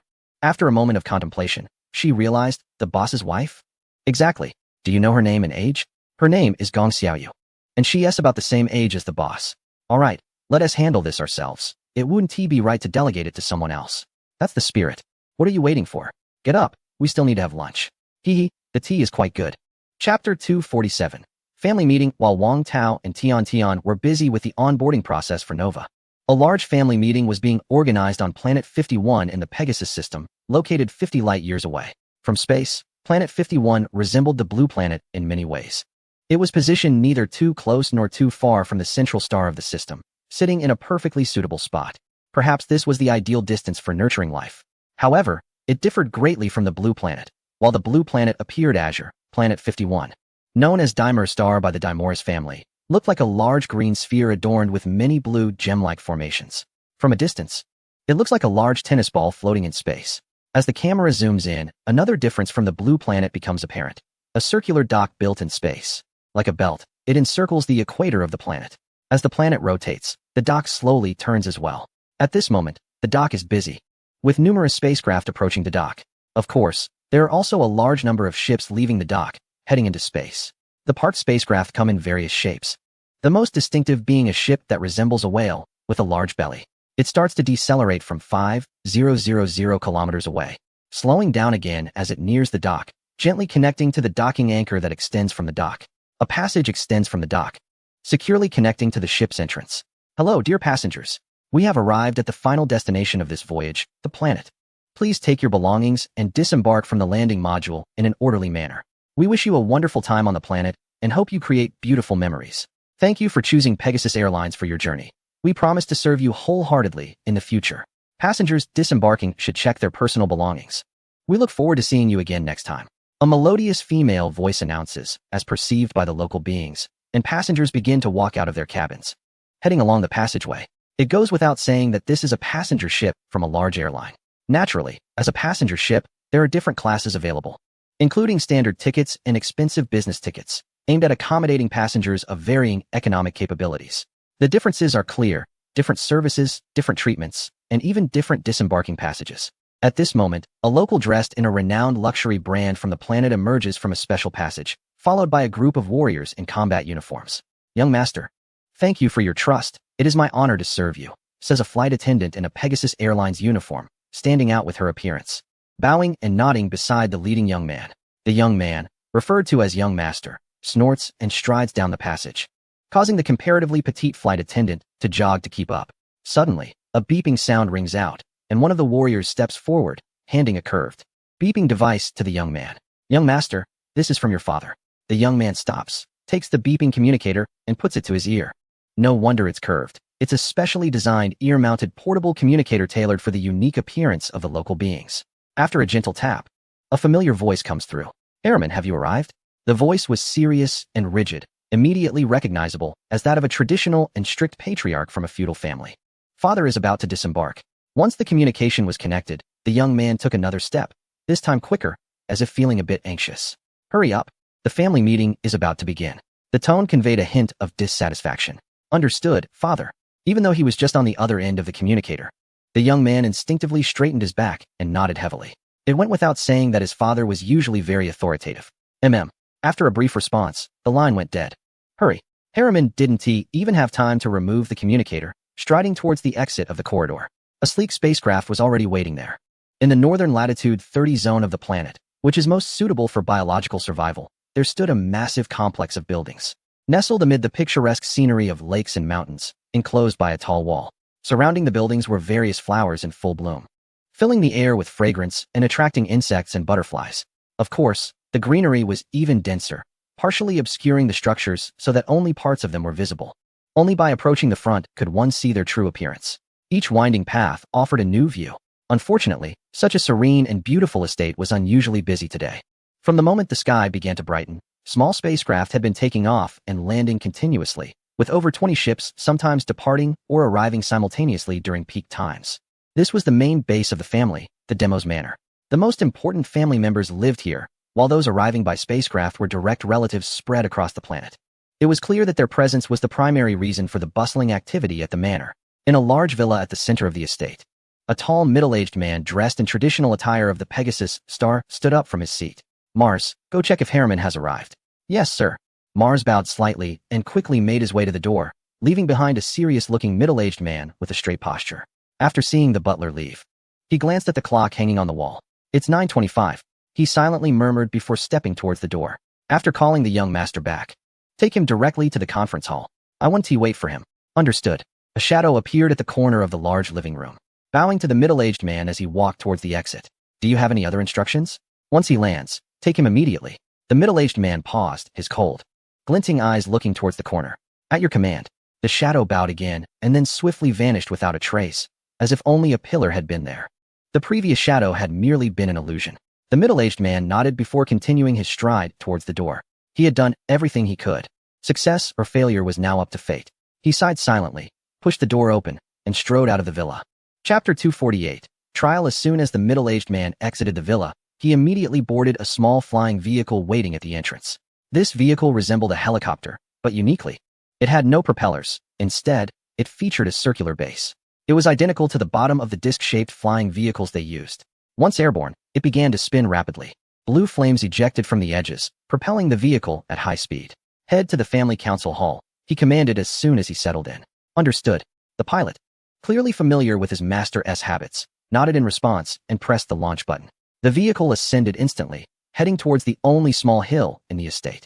Not far from the villa, at the entrance of another villa of similar size, a creature resembling the middle-aged man, with features akin to a Pegasus star, shaded his eyes and observed the scene. He chuckled and said, "The second one has set off. Let us go too." "As you command, sir." Another identical flying vehicle took off from the lawn in front of the villa. Then, within a 2-kilometer radius of greenery, 8 more identical flying vehicles soared into the sky. Judging by their flight paths, their destination was undoubtedly the building atop the hill. Because they were all using the same type of vehicle, the middle-aged man, referred to as the second one, was the first to arrive at the vast square in front of the hilltop building. "Second Patriarch, you've arrived." As the vehicle landed, family members were already waiting there. The middle-aged man stepped onto the square, and someone respectfully greeted him. Has my elder brother arrived?" The man frowned slightly. The number 2 was the one he disliked the most. Because of being second, he lost the right to be the family's first heir. Because of being second, he became the second patriarch. Because of being second, he became the eternal number 2 in the family. Damn the number 2. Though countless frustrations raced through his mind, he maintained a calm demeanor.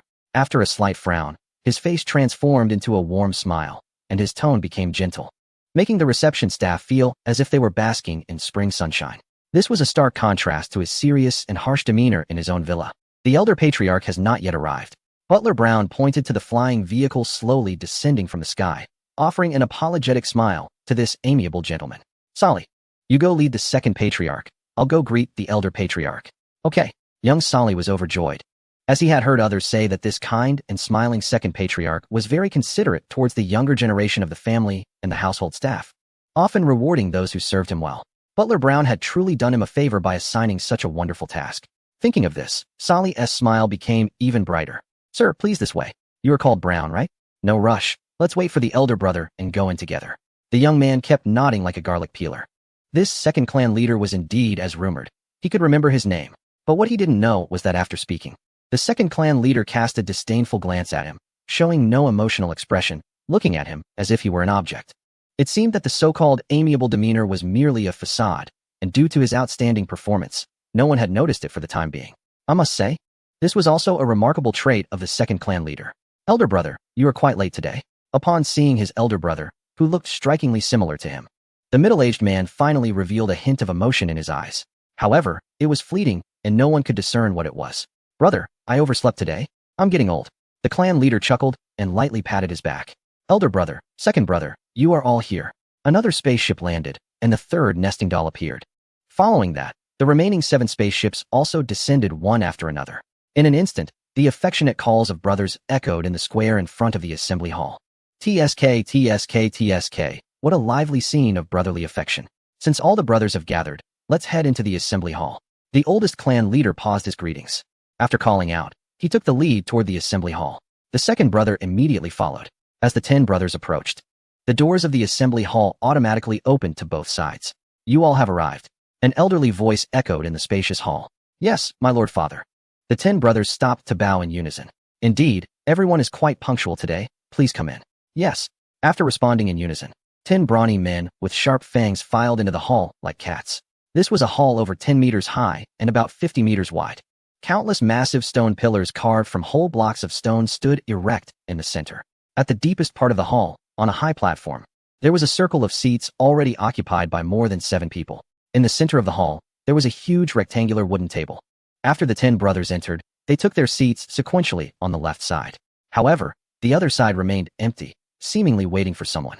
Have all the branch clan leaders arrived? The elderly voice rang out again. They have arrived.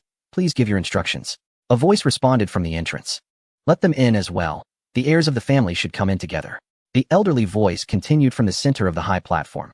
Understood, elder. After the voice at the door fell silent, the sound of footsteps came from behind. A large group of people walked in through the door. This kid. I wonder if he has arrived. If he dares to mess things up at a critical moment. Unfortunately, communication devices are not allowed. The second clan leader involuntarily sat up straight, closely watching each person entering through the door, eagerly anticipating that familiar figure. Hee. The Grand Patriarch sitting beside him let out a cold laugh. It was evident that he was in a good mood because he was the first to see his son after all the branch patriarchs entered, the family's primary heir. To maintain absolute order, the entry of personnel took a full 5 minutes, and finally, the second patriarch spotted his son, who was panting and walking in last. He also let out a cold laugh, the intensity of which was perfectly controlled, just loud enough for the eldest and third sitting beside him to hear. The Grand Patriarch naturally noticed Harriman entering from the door. An invisible confrontation had already begun. Is everyone here? After the main door closed, an aged voice spoke again. Yes. Elder. Then let us get started. I believe you all have heard about the topics we will discuss at today's clan meeting. The assembly hall was silent, with only the aged voice echoing. I want to tell everyone that what you've heard is true. It's about the Blue Star, which is also the main reason we summoned the heirs back to attend this meeting. The family trial. Chapter 249. During the meeting speaking of the trial, the aged voice paused, and a burst of murmurs arose from the crowd of young people standing behind the wooden table. Although some among them held distinguished positions and already knew about the Blue Star, a large portion had only vaguely heard that the family had secured exclusive trading rights to a resource-rich low-level civilization planet. However, the exact location and name of the planet were not something ordinary heirs could know. When it comes to heirs, one cannot overlook the traditions of the Demos family over the millennia and the various levels within the family structure. Currently, the Demos family has 7 elders, who form the highest authority in the Elder Council. Following them are the patriarchs. As mentioned earlier, there are 10 patriarchs in total, who are the main managers of the family. Below them are the heads of various companies or enterprises, who form the backbone of the family. Then comes the ordinary members of the family, who are essentially the labor force. Further down the hierarchy are the servants and slaves.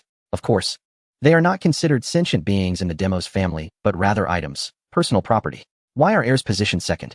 Because family heirs inherit not just the position of patriarch, but, more importantly, they will also inherit the elders. This is what attracts the youth of the Demos family the most. Back to the scene of the family meeting, after the aged voice concluded. Ah, young Master Harriman, do you know about the Blue Star? Since the young man was the last to enter the hall, he was surrounded by the lower-ranking heirs, whose status seemed ordinary compared to Harriman's higher rank, like the lad who spoke up. He was merely the son of a managerial tier from a branch. Although in the eyes of his kin he was seen as a high-ranking heir, in reality, he had merely been recognized by the Council of Elders for his outstanding performance and included among the heirs. Compared to the more prominent heirs, he was merely a supporting character. Of course, this was not absolute. If he could perform exceptionally well, his ranking would be adjusted accordingly. This was also the main reason he inquired about information from Harriman. After all, gaining information first would allow for earlier arrangements, and even if it wasn't possible now, at least he could make plans. Whitney, you've asked the wrong person. I just returned from the academy, and I don't have much information, Harriman said, shrugging to indicate his ignorance. Well, if young Master Harriman doesn't want to share, that's fine. I won't force you, Whitney replied. As an heir, he had quite a personality. After all, the elder would report the situation shortly, so there was no rush to gather information. Why bother putting oneself out there for someone who didn't want to engage?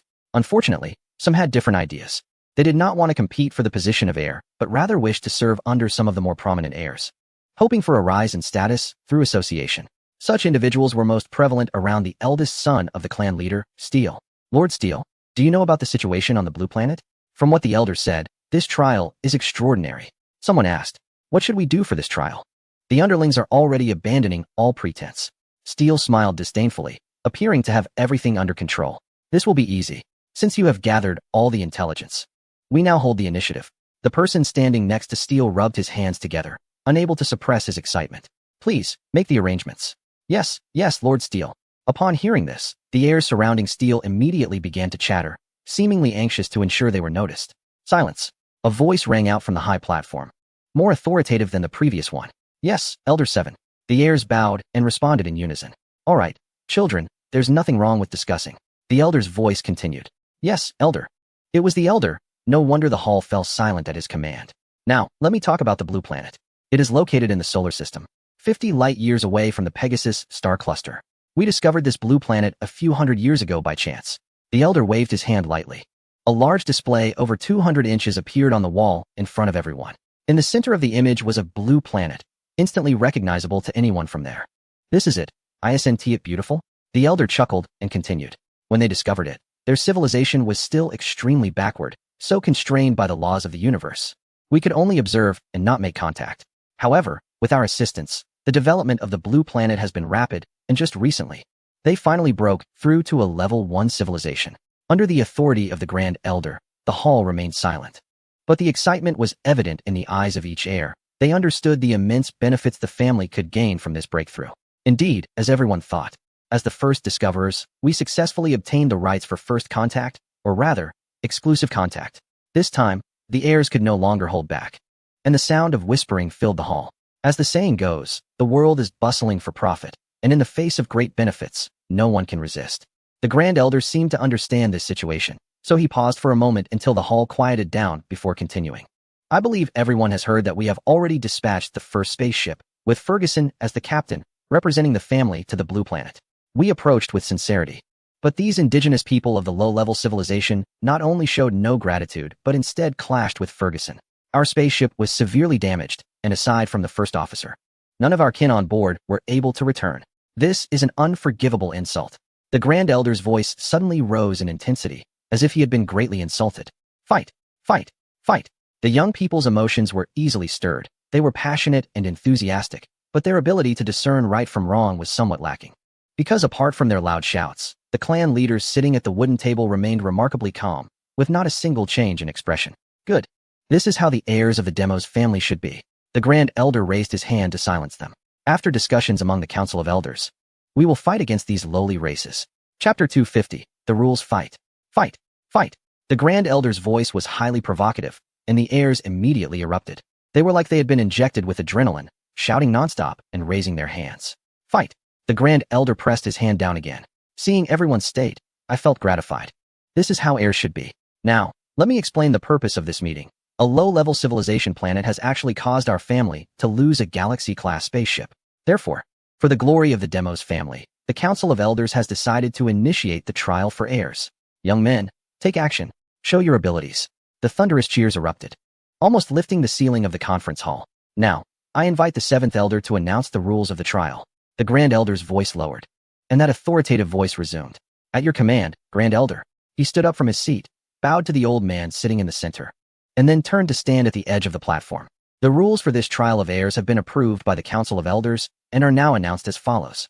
The 7 elders paused, lifted their heads to look around, and upon seeing the hopeful expressions on everyone's faces, nodded in satisfaction and continued speaking. The main purpose of this trial is to assess each heir's ability to command a fleet. Once the trial begins, each heir will receive a fully manned and equipped starship. And my target is a certain blue planet. Huh! The heirs shouted in unison once again. This trial will adopt a point system, as the name suggests. Completing tasks will earn points. Excuse me, Elder, what are the tasks? Asked Steele, who stood at the front. Don't be anxious, young Steele. I will soon announce the detailed method for earning points. The Elder replied with a very good attitude, which also reflected the distinguished status of this first heir. There is no upper limit to the points earned in this trial. After the trial concludes, rankings will be based on the number of points accumulated. As for the rewards, I will keep that a secret for now and reveal it later. First, let's discuss the rules for earning points. 1. Each time a designated human from the blue planet is killed, the heir earns 1 point. However, this must be done secretly without revealing any information.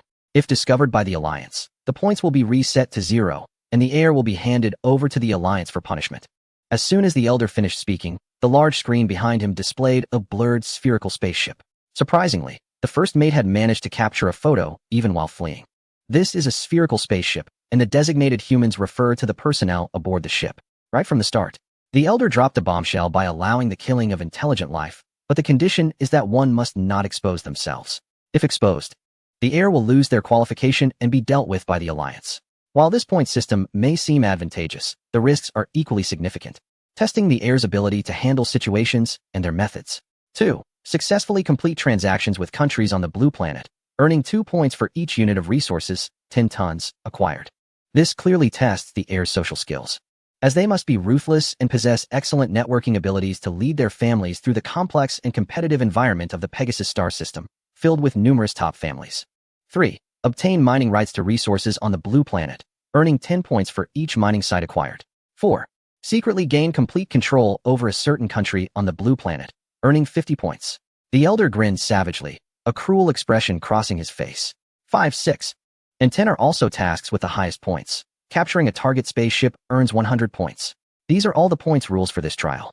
The elder paused once more, as the heirs could no longer contain their excitement, with Steele leading the way, raising several hands into the air. Steele, do you have a question? The elder first pointed to the first heir.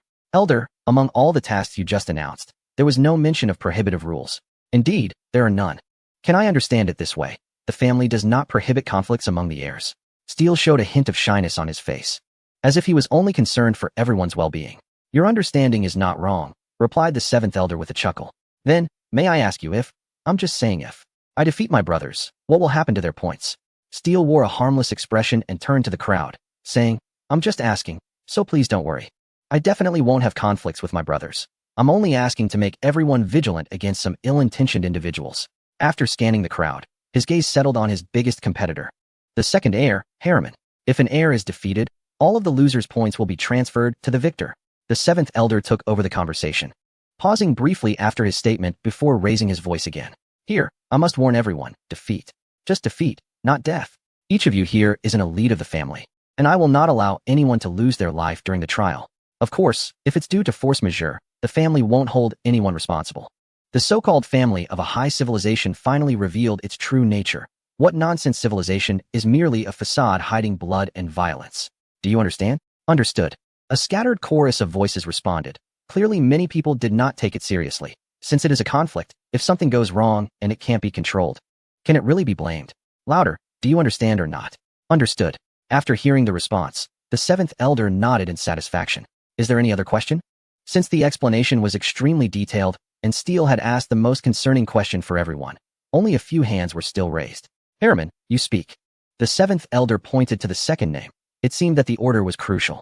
Only Harriman asked, Elder, there are 80 of us brothers participating in the trial. What reward will the winner receive? Harriman, first, I must correct your mistake. Only the heirs present today are participating in the trial. If the steward's count is correct, there should be 75 people. As for those who are late and missed the meeting due to delays, they do not qualify to participate in the trial. Heirs who lack a sense of time and perspective are not fit to be family managers. As for the reward, whoever comes in first will become the first heir of the family, regardless of their previous ranking. A loud uproar erupted in the council hall. Chapter 251 Departure. What surprised everyone was how crucial this trial was. This also demonstrated the importance of the Blue Star from another perspective. Harriman felt a tightening in his chest. No wonder his father asked him to give up important courses at Pegasus Academy. No matter what, he must return to the family and participate in the trial. Then he thought of another question. What exactly does the Blue Star have that makes the family go to such great lengths? After all, it is just a first-level civilization planet. What could it possibly offer? Oh right, the highest scoring task. Those old men are quite cunning.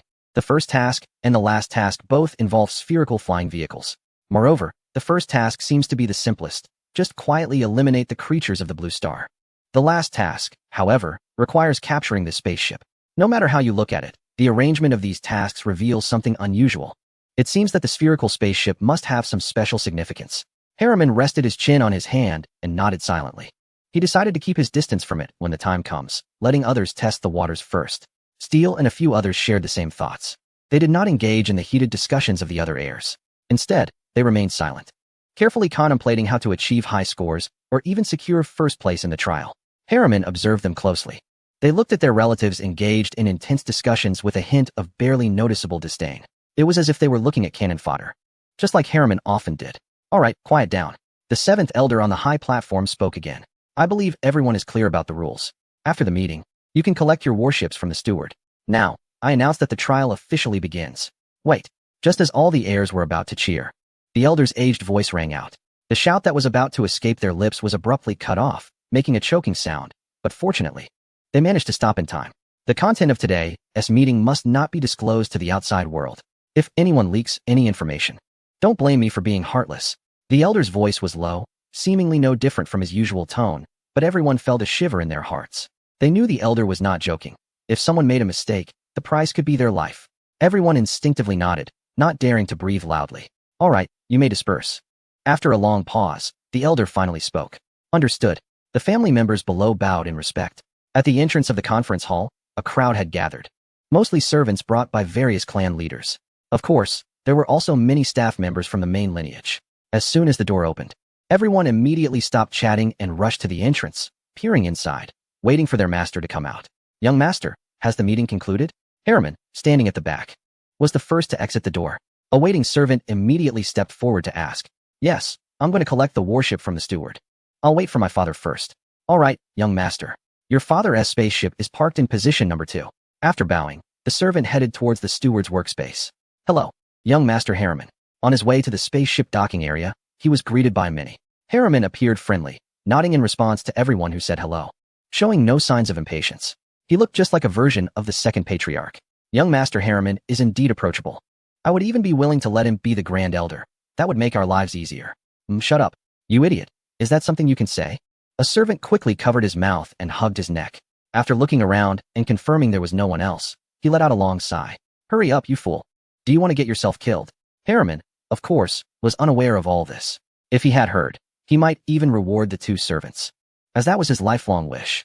In the central villa of the estate, Harriman was sitting face to face with the second patriarch. He sat upright in his chair, back straight. Father, I was a bit late because I needed to handle the school departure procedures. He lowered his head, appearing somewhat uneasy. Don't worry about the details. You must understand that for those who accomplish great things, the most important thing is the result. Do you understand? I understand, father. In this trial, you must do your utmost to secure first place. The second patriarch's eyes flashed with a cold light. If necessary, you can eliminate your opponents. But be careful with the handling of the beginning and end. Father, the competition in this trial is extremely fierce. Please send some dark guards to assist me. Harriman nodded heavily, and, after some contemplation, spoke up. I have my own arrangements. It's getting late. You can set off now. Harriman bowed and walked firmly out of the villa. Outside the circular dock on the planet, dozens of spaceships were neatly parked. The crescent-shaped ships blocked out the sun, pushing the passenger ships to one side. What is the Imith family planning to do with so many ships gathered? Someone noticed the anomaly. I don't know. Such a large family is beyond our understanding. Just focus on your work and finish unloading quickly. Let us go have some fun. Hee hee. I heard the bars on Imith planet are great. Let us meet up tonight. Wow. It seems there are experienced people everywhere. Young Master Harriman, you've arrived. I've been waiting for a long time. At the entrance of the spaceship, the first mate greeted Harriman, who was leisurely walking with a group of subordinates. Ah, Mr. Jennings Milo. Thank you for your hard work. Let us set off. Harriman flashed a charming smile, his attitude very pleasant. Yes, young Master Harriman. I will serve as the first mate of your spaceship for this trial. You're being too polite. Just call me Jennings. After some pleasantries, the group filed into the spaceship. Jennings, have the other young masters arrived? You are the first. All right, then let us get started. As the crescent-shaped spaceship was taking off, a passenger ship from a certain airline just brushed past it. Mom, look. It's a fleet with so many battleships. A little boy was leaning against the transparent glass, looking outside. At his call, a woman rushed over. Is there going to be a war? Was the decision to return to the family a bit hasty? She murmured, seeing so many ships. Great. I love battles. I want my big brother to take me with him. The boy jumped up happily, pulling his mother's hand and shaking it, wanting her to contact his brother. Report. A large fleet belonging to the Deimos family has been spotted leaving, destination unknown. Repeat. From a small asteroid 20,000 kilometers away from the spaceship. A signal was shot into the vast universe.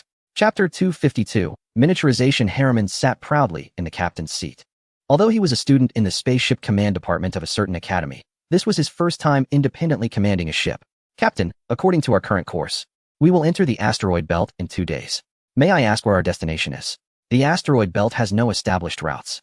It seems this trial is indeed highly confidential. Even the first officer doesn't know the destination and can only fly into the vast universe under Harriman's command. After more than a day of travel, he couldn't help but ask, have you heard of Blue Planet? Blue Planet.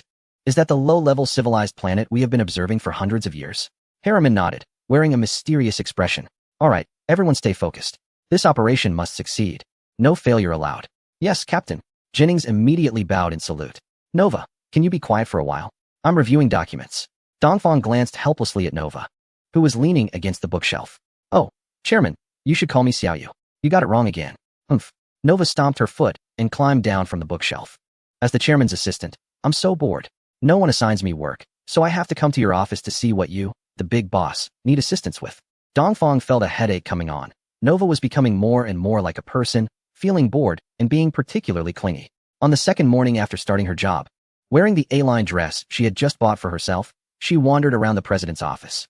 When no one dared to give her orders, she immediately knocked on Dongfang's office door, checking out all the office supplies thoroughly. You should read some books, Dongfang suggested as he saw her lingering in front of the bookshelf. Do I need to? I can recite all the books on your shelf. Well, that's true. Nova's main brain stores all the written materials of the blue planet. Asking her to read books would be a joke. Forget it, just stay quiet for a while. Once I finish reviewing the documents, I'll take you to the laboratory for a tour. Dongfang raised his head and replied before quickly resuming his review of the documents. Got it. Nova finally settled down. Since Dongfang had promised, there would be no changes. Now calm, she sat across from Dongfang, intently observing the young man at work. At 9:30 in the morning, the sunlight was just right, streaming through the glass and illuminating Dongfang's face. Nova's electronic eyes were exceptionally clear, allowing her to see the fine hairs on Dongfang's face and the light reflecting off his skin. They say that serious people are the most beautiful. Although Nova had read this countless times in books, it was her first time witnessing it in real life. Suddenly, she felt that Dongfang had transformed into a radiant figure, capturing all her attention on his face. Why do I feel that the captain has suddenly become more handsome? He looks really good, with deep-set eyes, a prominent nose, ears that catch the light, and the fine hairs glowing softly, along with his stubble. Nova propped her chin up with both hands, completely immersed in her own world. It wasn't until an hour later, when Dongfang looked up, that he noticed Nova's unusual behavior. Nua Xiaoyu, what are you looking at? Ah, nothing. I'm managing the lunar base. Nova felt a warmth on her face, surprisingly telling a lie after gaining some wisdom. Is there something going on at the lunar base? Dongfang's face showed curiosity. He had always been highly interested in the lunar base. Just arranging things for the miners. Oh, are you done with your work? Take me to the lab. Maybe I can help. Dongfang and Nova went downstairs and got into the transport vehicle waiting at the entrance of the building, heading straight for the high-energy physics laboratory. Wu Suo, come quick. Our genius boy has made another breakthrough. Wu Xiangming was bent over the experimental table, aiming for a significant advancement in the Hall thruster. After Jiufeng's research concluded, he shifted his focus to miniaturizing nuclear fusion devices, but he still dedicated all his energy to enhancing the power of the Hall thruster. What's going on? Has there been a breakthrough in the miniaturization of the reactor? Upon hearing his subordinates' excited shouts, Wu Xiangming set down his instruments. His face filled with surprise. It should be. I heard he made a major discovery and rushed over in excitement. The staff scratched their heads, as he was not a researcher but a logistics personnel helping researchers with everyday issues or conveying messages. So when he heard about a significant breakthrough, he immediately ran to report to the director. Let's go take a look. Wu Xiangming was excited. If there really was a breakthrough, then lunar and Mars spacecraft, and even establishing a base, would no longer be dreams. On the way to Jiufeng's laboratory, both of them couldn't help but quicken their pace, eager to witness this historic moment firsthand. Knock, knock, knock. The sound of someone knocking on the door jolted Jiufeng from his daze. He had been in this state for quite some time, fully immersed in the research and development of the miniaturization of the reactor over the past few days. He had been unresponsive to the outside world, but after a few seconds, clarity returned to his eyes. Right, he had informed the staff earlier. The miniaturized reactor had made groundbreaking progress. Shaking his slightly confused head, he quickly walked to the door and opened it. Director, you're here. Although this brilliant genius was somewhat lacking in emotional intelligence, his good relationship with Wu Xiangming made him feel particularly relaxed, so he ended up using the term you. Just call me uncle. We don't need to be so formal. I heard you made a significant discovery? Wu Xiangming grinned like a sly fox, bending slightly and rubbing his hands together. There has been some breakthrough. After completing the research on the Hall thruster, I found that we actually have this extraordinary material called stardust. Haha, it's like a windfall. I discovered that by using high-temperature coils, we can greatly enhance the magnetic confinement of the tokamak device. Once the magnetic confinement increases, by externalizing the high-energy laser, we can significantly reduce the size of the reactor. According to my calculations, it only needs 1 cubic meter. Just as Jiufeng was excitedly explaining the research process, the laboratory door was pushed open again. Is this our hero, Comrade Jiufeng? Dongfang entered with Nova. Who are you? Why did you enter my laboratory without permission? Jiao Feng glared angrily. Clearly unhappy about Dongfang entering his private space without consent, like a lion protecting its territory, glaring fiercely at the man and woman. Kid, this is our chairman. Wu Xiangming quickly pulled him behind him. Chairman, you're here. I'm sorry, I don't know you. Jiao Feng's face turned bright red, looking no different from a monkey's backside in Nova's eyes. She couldn't help but laugh. Xiaoyu. Dongfang shot an annoyed look at the increasingly mischievous electronic life form. Turning to Wu Xiangming and Jiao Feng, he said, this is our company's new chairman assistant, Gong Xiaoyu. You two should get acquainted. Hello, Miss Gong. I am Wu Xiangming, the head of the high-energy physics laboratory. Hello, I am Jiao Feng. This time, Jiao Feng's emotional intelligence was on point, though he stammered and looked quite flustered, which amused everyone. With Jiao Feng's interruption, the previously awkward atmosphere immediately eased. Wu Xiangming secretly sighed in relief. This kid was good in every way, except for his emotional intelligence. Hello, everyone. I'm new to the company, so please take good care of me, Nova said, putting away her smile and formally shaking hands with the two. See, isn't this better? Dongfang laughed heartily, having a fondness for Jiao Feng. He didn't understand the complexities of human relationships and was wholeheartedly devoted to his beloved field of science, pure as a blank slate. Therefore, he had every reason to like him. Old Wu, what are you two whispering about? Laughing so lewdly, one might think you couldn't hold back and took a drive. Chairman, what are you talking about? The director and I are discussing the miniaturization of nuclear fusion reactors. This is a very serious scientific issue and has nothing to do with lewdness. Jiao Feng looked quite anxious. He couldn't let the big boss make wild guesses. Well, Jiao, the chairman is just joking with us. Wu Xiangming patted Jiao Feng on the shoulder, wearing a helpless expression. Chairman, however, Jiao Feng is right. We've made significant breakthroughs in the miniaturization of fusion reactors. Oh, is it Jiao Feng's achievement? Yes, this kid is doing great. Jiao, why don't you introduce it to the chairman? Sure. Once it came to his specialty, Jiao Feng immediately transformed. Gone was his earlier awkwardness, replaced by confidence. Chairman, I already shared my thoughts with the director. It's quite simple, really. I just doubled the magnetic field's constraining force and created plasma using a different approach. Do you understand? It's the separation of atomic nuclei and electrons, but allowing for free movement. Seeing Dongfang and Nova nodding in agreement, Jiao Feng grinned broadly. The big boss actually understood his research, and it wasn't just a pretense. He noticed a glimmer of insight in Dongfang's eyes, indicating he had grasped the key point. However, he was even more surprised by the chairman's assistant, who displayed an indifferent expression. Please continue. I understand. Dongfang, unaware of Nova's reaction behind him, expressed genuine interest. All right, since you understand, I'll continue. Under the constraints of a strong magnetic field, the plasma will rotate at high speeds, no longer making contact with the container walls. This way, the lifespan of the reactor will greatly increase. Of course, for other companies, whether the materials can withstand high temperatures after adopting this method is a tricky issue. But for us, Stardust, it's incredibly simple. We just need to coat the surface of the chamber with Stardust to achieve the goal. Jiao Feng's smile widened even more as he explained while opening his laptop on the desk to give a demonstration. Not bad. Your idea is excellent. Have you conducted any experiments? Not yet, because I just finished theoretical validation and wanted the director to take a look before starting the experiments. Jiao Feng scratched his head and chuckled. After all, experiments require funding. We need to get the project approved, right? Then I approve it. Let's start the experiments now. Dongfang stepped forward and firmly patted Jiao Feng's shoulder. Great, you have plenty of money, so the experiment is bound to succeed. The group exited the room and took the elevator down. Since it was a fusion experiment, safety was naturally the top priority. Therefore, a massive base was constructed underground for the high-energy laboratory. Not only were supercomputers and the first-generation nuclear fusion reactor installed, but there were also many rooms still unused. These spaces were reserved from the very beginning of construction. It seems that the eastern side had plans in place early on. A group of people exited the elevator and walked down a long corridor to the end, without needing to be told by the person in charge. The staff waiting at the door immediately opened the heavy iron gate. The Eastern representative stepped in first, and then he saw a spherical object placed in the center. Old Wu, didn't you say the experiments hadn't started yet? I'm not sure either. Let that kid Jiao Feng explain what's going on. Wu Xiangming was also a bit confused upon seeing the metal sphere. Isn't this just a smaller version of a nuclear reactor? I was worried that your approval process would be too slow, so I went ahead and assembled it. But I didn't lie, the experiments really haven't started yet. Jiao Feng touched the metal sphere with a naive expression, as if to say, see, I didn't lie. The reactor is still new. Of course, I still lack the most important insulating material, Stardust. You can't do this again in the future. The Eastern representative's expression turned serious. What if you make a mistake and get hurt? Even if you can heal from any injury, what if it becomes too dangerous and you lose your life? Even with the ability to turn back time, it wouldn't help. Did you complete this all by yourself? Seeing Jiufeng nodding continuously, the Eastern representative's anger naturally dissipated a great deal. No, there were laboratory assistants as well. I've been meaning to ask, why have you been consuming so much lately?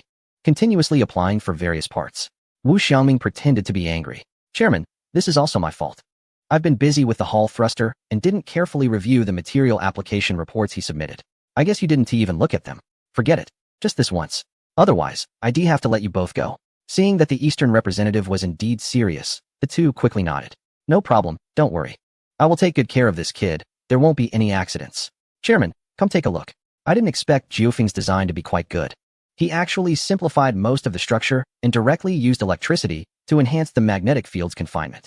While they were talking, Nova had already stood beside the reactor, peering inside. Really? Old Wu, go get some stardust. Let's start the experiment.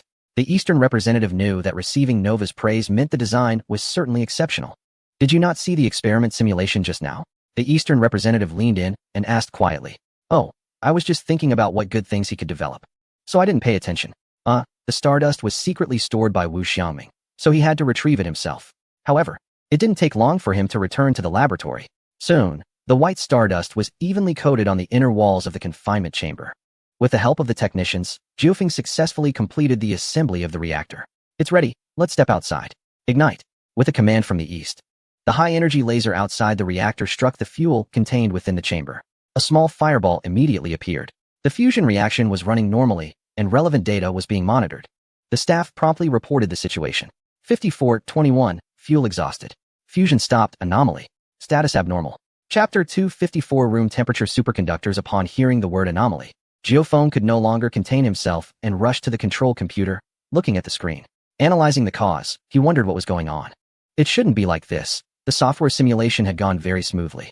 Could it be due to the stardust or the chamber design?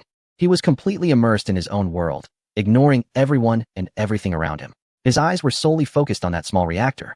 After the data feedback was completed, the main cause of the reaction anomaly was identified as the overheating of the magnetic field coil, leading to the coil melting and being unable to continue generating magnetic field confinement. The plasma lost its stability and entered a state of chaotic movement, causing the fusion to become abnormal. After carefully analyzing the data transmitted back from the reactor, the staff turned to Jiufeng and said, "You were right. It's the coil issue. High temperatures can indeed enhance the magnetic field, but the heat generated by the dense coil group is too high, and the thermal insulation glue is completely ineffective. It seems that there is still a significant gap between ideal conditions and experiments. Sigh. It looks like I need to think this through again or develop a new material. If only we had room temperature superconductors. No resistance, no heat generated when transferring electrons. That would be perfect." After hearing the staff's report, Jiufeng lowered his head and began muttering again. "All right, Jiufeng, let's call it a day for today's experiment. Failure is the mother of success. Don't feel burdened, okay?" The East observed the boy's state, fearing he might get stuck in his thoughts. "Oh, Chairman, are you and the director still here?" Jiufeng asked, confused. "What do you mean still here? We've always been here, haven't we? You seem a bit dazed." The East shrugged. "Is he still half asleep?" Nova wondered. "That seems to be the case," the East replied, and everyone in the control room burst into laughter. "What are you all laughing at?" Jiufeng looked up, puzzled, at his colleagues who were laughing heartily. It's nothing. Let's call it a day." The East walked over and patted Jiufeng on the shoulder before turning to leave the control room. "Director, is the chairman angry? Why did he leave suddenly?" Jiufeng looked bewildered at the East and Nova's backs, and turned to ask Wu Xiaoming. Before Wu Xiaoming could respond, he continued, "I don't think so. The chairman even patted my shoulder. Never mind, I'm heading back to the lab to try out the new thermal insulation material." Without waiting for Wu Xiaoming, he quickly grabbed the analysis report just printed by the staff and headed out. "Chairman, are we heading back now?" Wu Xiaoming asked. "I'm so bored. I'm just watching you all chat, and nothing's happening with me." As soon as I got on the transport vehicle, Nova immediately tugged on Dongfang's sleeve with her two delicate fingers. "I don't want to go back to the office. How about we go home instead? Uncle and Aunt are still there, and I want to eat the delicious food they make." "You're a robot. What delicious food?" Dongfang brushed Nova's fingers away and turned to the bionic robot driving the transport vehicle and said, "Go to the materials laboratory. We need to accelerate technological research and development. Since intelligent life from Pegasus has already arrived, other star systems like Andromeda will surely come too. They might even be on their way." Dongfang accurately predicted the movements of the Pegasus civilization. "Send a fleet to patrol near the wormhole. Report immediately if there's any sign of activity. We need to be fully prepared. Talking about the Pegasus civilization made Dongfang's heart tighten for no reason. And then he had an idea and made some arrangements regarding the wormhole. Understood. I will immediately dispatch a fleet for patrol and set up surveillance. If anything is discovered, I will report to you at once, Nova said with a serious expression, putting away her playful demeanor. This is not a time for jokes. Even though she considered Dongfang her closest person in her heart. Number 1, speed up. From now on, we can't waste a single second. Yes, my lord. The transport vehicle immediately accelerated and sped away amidst the astonished gazes of the company employees. The chairman's bodyguard is really fierce. It feels like driving a sports car. Yeah, it really does. Look at this speed. 2 staff members from the Earthring Company exclaimed as they watched the transport vehicle disappear into the distance. It's no wonder they were amazed. The transport vehicle shortened a 5-minute journey to just 2 minutes. In the blink of an eye, Dongfang had already spotted a corner of the materials laboratory building. Nova, be more careful next time. Safety comes first, Dongfang said with some lingering fear as he got out of the vehicle, looking at Nova's relaxed expression. Not too fast. Nova giggled, shaking Dongfang's hand. Let's go, Captain. Under Wang Chen's initiative to organize various activities, all researchers had developed a good habit of going to the lobby on the first floor of the laboratory after working for a few hours, chatting and relaxing. What Wang Chen didn't expect was that this work style greatly improved the efficiency of all staff members. Breakthroughs were made in materials like graphene batteries, graphene tires, and graphene fabrics. Just take the short-sleeve shirt he was wearing. It was not only waterproof, cut-resistant, and stain-resistant, but also exceptionally breathable, feeling almost weightless. Once the research and development was completed, everyone in the laboratory got one. It was incredibly refreshing for the summer.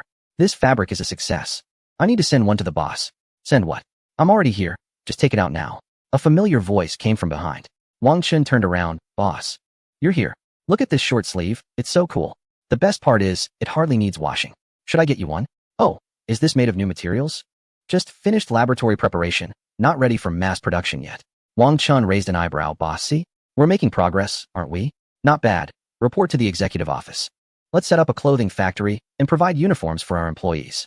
Boss is mighty. I will make it happen. By the way, did you come with Assistant Gong today? Just itching to practice in the lab. That's great. Once you step in, it will be a big achievement, and I can learn from you again. Wang Chen was full of excitement, grinning widely. Boss, what are we working on this time? What do you think about superconducting materials?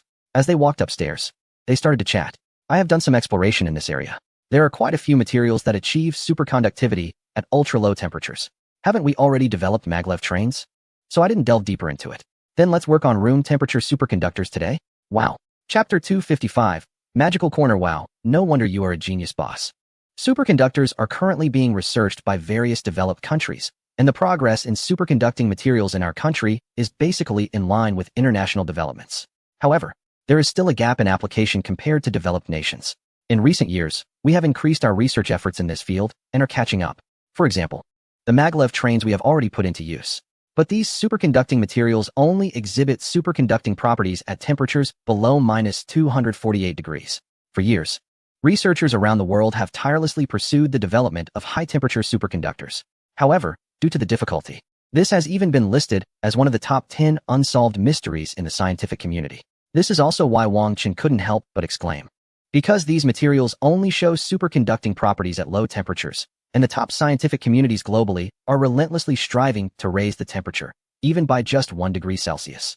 Room temperature superconductivity seems like an unattainable dream. Boss, as far as I know, there are currently 3 mainstream superconducting materials globally: copper oxide superconductors, iron-based superconductors, and magnesium diboride superconductors.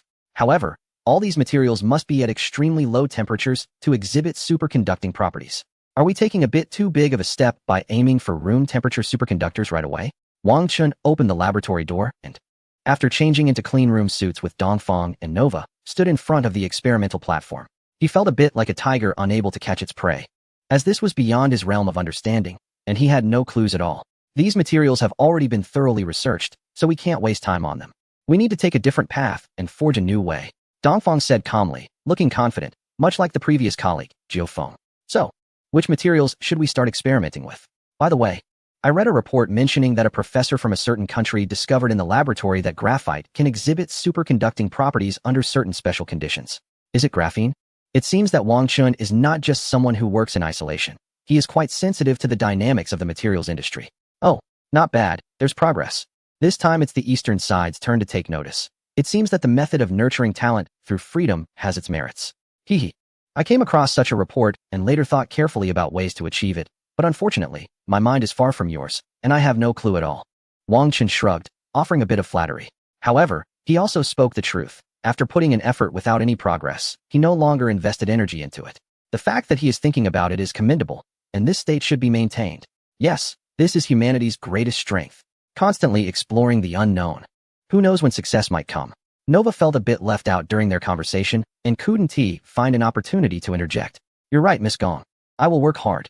Wang Chun nodded vigorously. In front of the chairman, he felt like a clueless child, not understanding anything. However, his attitude was quite positive, which is why the Eastern Side always brought him along for experiments. That said, your understanding of cutting-edge knowledge is still far from sufficient. Without paying attention to the two, the Eastern Side walked over to the graphene thermal spray gun and raised his hand to turn on the device. Have you heard of our country's genius, Chao Yuan? I know, but there's too much work in the laboratory, and I haven't been following the news lately. Wang Chen spoke a bit sheepishly. I know. Chao Yuan is a genius born in 96. No, he should be called a young talent now. He graduated from the youth class of the University of Science and Technology. A true prodigy. In just a few years, he has published 5 papers in top global academic journals, one of which is about superconductivity in graphene. He discovered that by twisting graphene at a tiny angle, it exhibits superconducting properties, but this can only be achieved at extremely low temperatures of 17 K, minus 271. 45 degrees Celsius. Nova raised her hand and shared Chao Yuan's achievements in detail. Xiaoyu was completely right. But there's a challenge here. Chao Yuan's 11-degree magic angle indeed amazed everyone, but it still cannot achieve room temperature superconductivity. Therefore, we need to change our approach. The Eastern Side nodded and removed the successfully prepared graphene film from the substrate. This brings us to the essence of current transmission. We all know that for metallic conductors, the essence of current is the movement of electrons, while the essence of temperature is the vibration of atoms. When electrons move through a conductor, they collide with moving atoms, which affects the movement of electrons. This is what people refer to as resistance. But if atoms are not vibrating, then wouldn't the resistance be zero? Boss, you're right. But doesn't reducing atomic vibrations require lowering the temperature? Look, aren't we limited by our way of thinking? Can't we change our approach? Chao Yuan has already discovered that by twisting graphene, we can achieve superconducting properties. What are the characteristics of graphene? It is exceptionally stable, with atoms arranged in a stable honeycomb hexagonal lattice. Since it's stable, the impact of temperature on the atoms must be minimal. Isn't this our direction? Furthermore, Chao Yuan has verified that the twisting angle can achieve superconducting properties, so what more do I need to say? Dongfang is no longer rushing in like before. Instead, he carefully explained the principles to Wang Chun.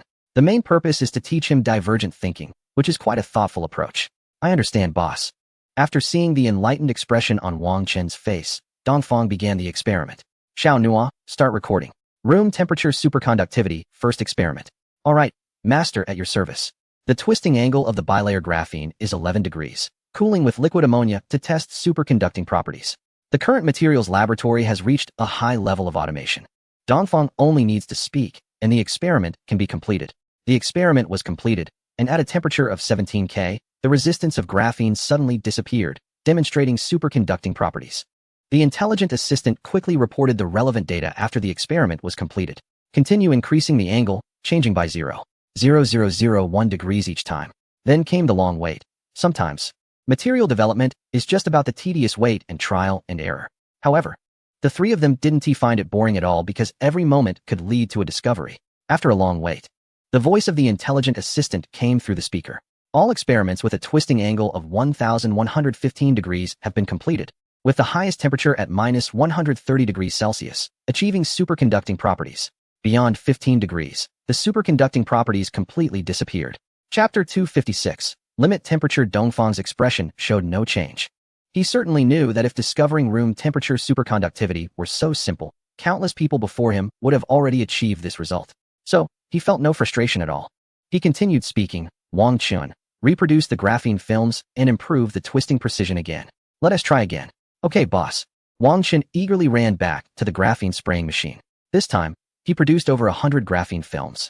There were more than 20 samples of single-layer, double-layer, and 3-layer stacked graphene, which was a consideration he made after weighing his options, as he had already gained a thorough understanding of graphene's properties. Therefore, even without Dongfang's instructions, He produced them on his own. This is what a researcher should possess. Dongfang didn't pay much attention to Wang Chun, but immersed himself in his thoughts. Since bilayer graphene can exhibit superconducting properties when twisted to the magic angle, could there be a specific angle near the magic angle that allows for room temperature superconductivity? With this thought in mind, Dongfang saw Wang Chun, out of breath, walking towards the experiment table with a stack of substrates. What are you doing? Dongfang asked, feeling a bit awkward. This guy managed to produce such a big pile in such a short time. Boss, I've been thinking. During this time, I've been deeply researching in the field of graphene. I believe I have some authority on the properties of graphene. Wang Chun replied. Monolayer graphene is a zero-gap semiconductor with linear energy characteristics. In monolayer graphene, each carbon atom contributes an unbonded electron, and these electrons take on a conical shape, allowing them to move within the crystal and demonstrating excellent conductivity. The typical conduction speed of electrons in graphene is about 10⁶ ms, which, although only 1,300 times slower than the speed of light, is much greater than the conduction speed of electrons in conventional semiconductors. This is also the theoretical basis for Chao Yuan's research on superconductors. Bilayer graphene is also a zero-gap semiconductor, but its electrons exhibit a parabolic shape. The carrier mobility of bilayer graphene can exceed 10⁶ centimeters versus square centimeters per volt per second, representing the drift speed under unit electric field. Experiments have shown that applying voltage between the two layers of graphene can adjust the band gap within the range of hundreds of MeV, megaelectron volts. This suggests that bilayer graphene has great potential for optoelectronic applications. Most importantly, trilayer graphene. It is a semi-metal with overlapping energy bands, and its bands can be controlled by applying an additional electric field. So I thought, why not try both monolayer and multilayer graphene? Maybe we will achieve something different. Dongfang was taken aback. Wang Chun had conducted quite an in-depth study, especially regarding the properties of monolayer and multilayer graphene. He could already be considered a seasoned researcher. Most importantly, his words inspired Dongfang immensely. Ideas flowed from Wang Chun like a waterfall, unstoppable. Wang Chun, you've made progress. After saying this, Dongfang left the smiling Wang Chun behind and placed the substrates into the graphene processing machine. Xiao Nuo, perform microprocessing on the monolayer graphene, create graphene tubes, and test their conductivity. Received. The machine began to operate automatically, while Dongfang turned on the computer. He quickly completed the mathematical model and input the parameters into the simulation software. While he was waiting, Xiao Nuo had already completed all the work. Master, although the graphene tubes show exceptional conductivity, they still cannot exhibit superconducting properties even at ultra-low temperatures. Dongfang paused his actions. In that case, there's no need to simulate further. Place the bilayer graphene substrate inside. After pondering for a while, Dongfang decided to try using double-layer graphene since the single-layer graphene was ineffective. Starting from an angle of 0.00001 degrees to twist, perhaps a miracle would occur. Xiao Nuo, twist at small angles and conduct a performance test every 0.00005 degrees. Master, this experiment will take quite a long time, so please be patient. Dongfang did not open the simulation software to establish a mathematical model, mainly because the number of experiments was too large. Without Nova's assistance, it would take 3 to 5 days. It might be better to wait for results in the lab. The three of them moved 3 chairs and sat in front of the instrument. Master, for the first experiment, the twisting angle is 11,005 degrees. It exhibited superconducting properties at ultra-low temperatures. Gradually raising the temperature to -230 degrees, the superconducting properties were evident. Continuing to raise the temperature to -220 degrees. It still showed superconducting properties. Keep going. Dongfang and Wang Chun exchanged excited glances and stood up from their chairs. This was great news. To achieve such a high temperature while still exhibiting superconducting properties was astonishing. If the results were published in a scientific journal, it would surely cause a stir worldwide. At -180 degrees, the material lost its superconducting properties, so they continued to raise the temperature until the temperature reached -50 degrees. The double-layer graphene no longer exhibited superconducting properties. Dongfang sat back down in his chair. For the second experiment, the twisting angle was 10,010 degrees, and they began to cool it down to absolute zero, conducting electrical tests. This time, at -200 degrees, the graphene lost its superconducting properties. For the third experiment, the twisting angle was 10,015 degrees, and they started to cool down again. The third experiment made significant progress. At -185 degrees, the graphene only lost its superconducting properties then. A small change in angle actually improved the temperature by 15 degrees. The afternoon passed in a mix of hope and disappointment.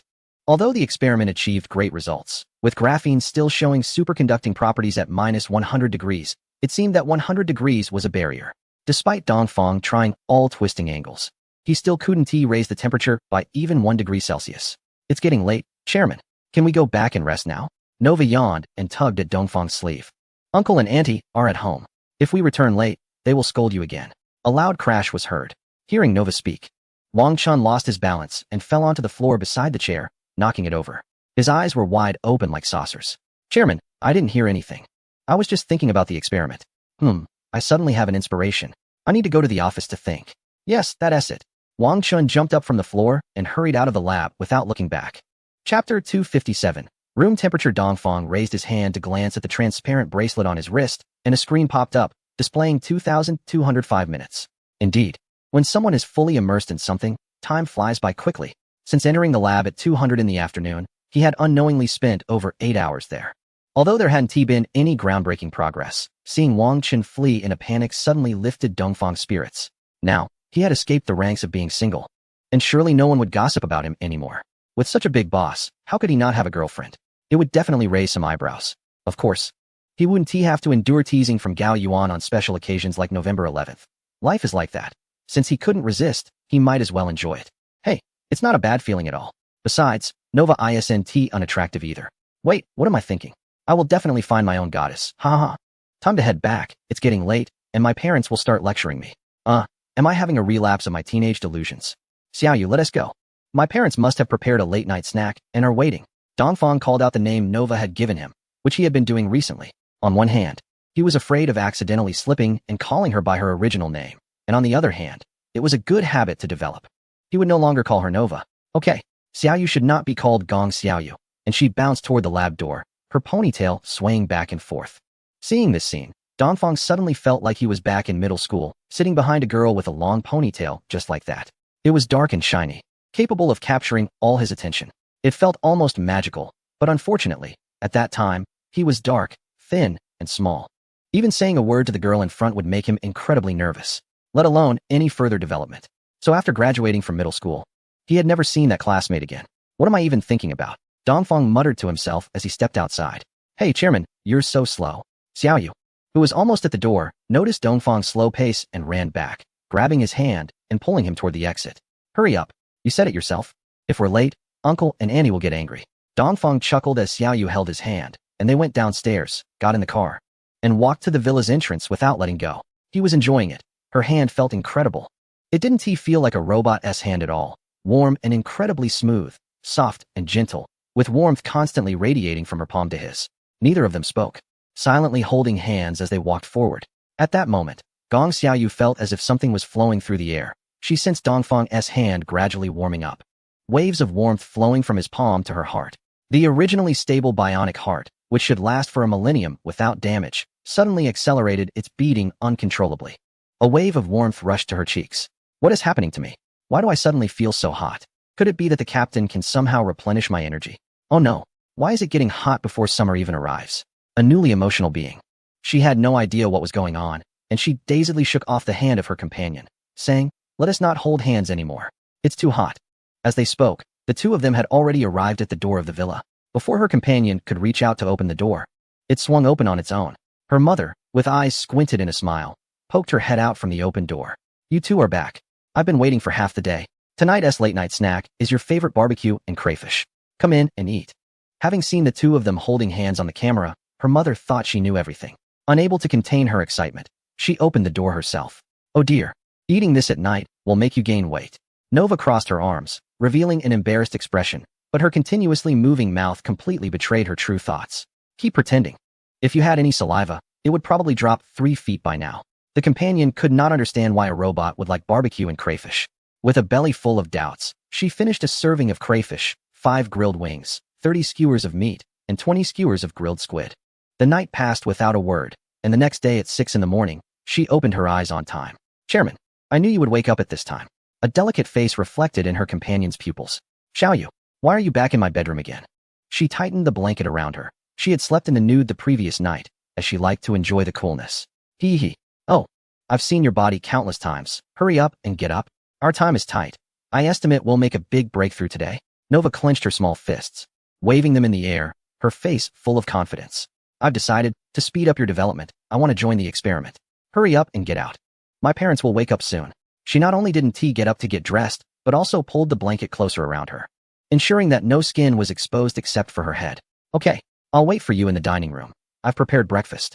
Hearing her mention her parents, Nova reluctantly straightened up and turned to leave the bedroom.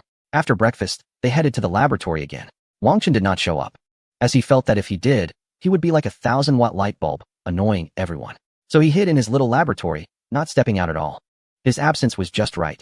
They could start now, and with her help, the progress of the experiment could speed up. After waiting for a while, without seeing anyone, the Eastern representative spoke up. All right, Captain, I believe the possibility of achieving superconductivity with double-layer graphene is quite low, so I suggest we start directly with triple-layer graphene, which can exhibit metallic properties. Nova spoke very tactfully. She hadn't recorded this relatively low-level material compared to other advanced technologies. However, the powerful computational capability indicated that triple-layer graphene had the highest potential. Okay, I'm starting now. Xiao Nuo, begin recording the experimental data, but no video recording. Understood, Master. Nova's speed began to increase rapidly, even leaving behind trails. An hour later, cheers erupted from the laboratory. Xiao Yu, your analysis was excellent. After twisting the triple-layer graphene, it indeed achieved the expected results. What is the current temperature? The current temperature is 23 degrees Celsius. At room temperature, triple-layer graphene still exhibits superconducting properties. Captain, we have succeeded. Great. Chapter 258. Another experiment master. Xiao Nuo has completed all records for you. The new material can exhibit superconducting characteristics in the temperature range of 10,100 degrees Celsius, with zero resistance and zero heat dissipation, and its structural stability is excellent. It's a superb high-temperature superconducting material, but it still needs a name, so please name it. The gentle voice of the intelligent assistant Xiao Nuo echoed in the laboratory.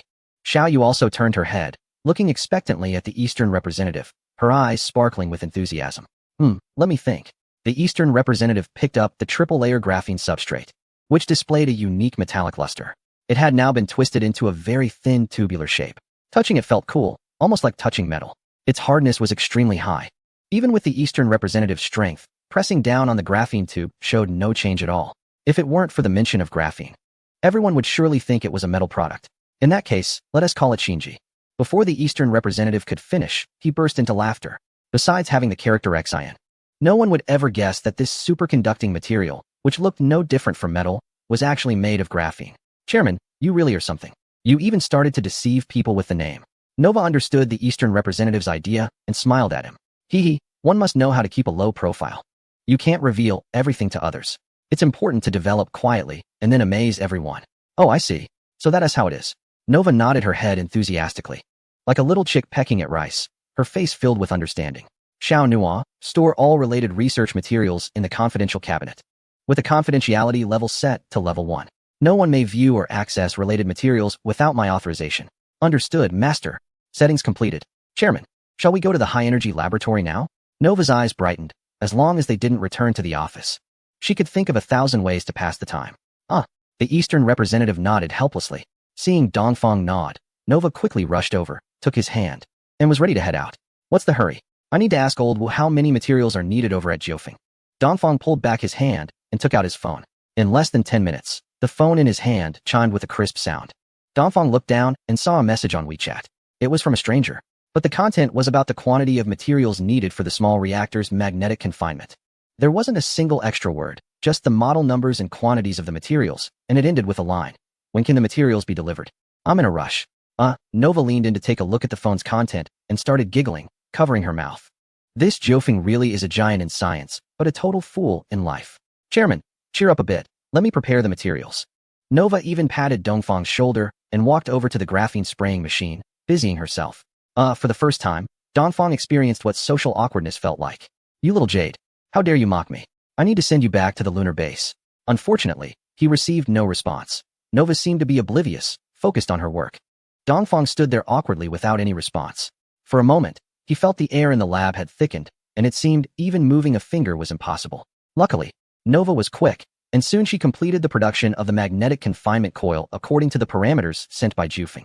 Although the reactor's size had been reduced to 1 cubic meter, the finished coil was still quite large, about 40 centimeters tall and 100 centimeters in diameter. It gleamed with a metallic luster and was placed in the center of the lab by Nova. Chairman, I'm done. Nova stood by the coil and pointed at it. Okay.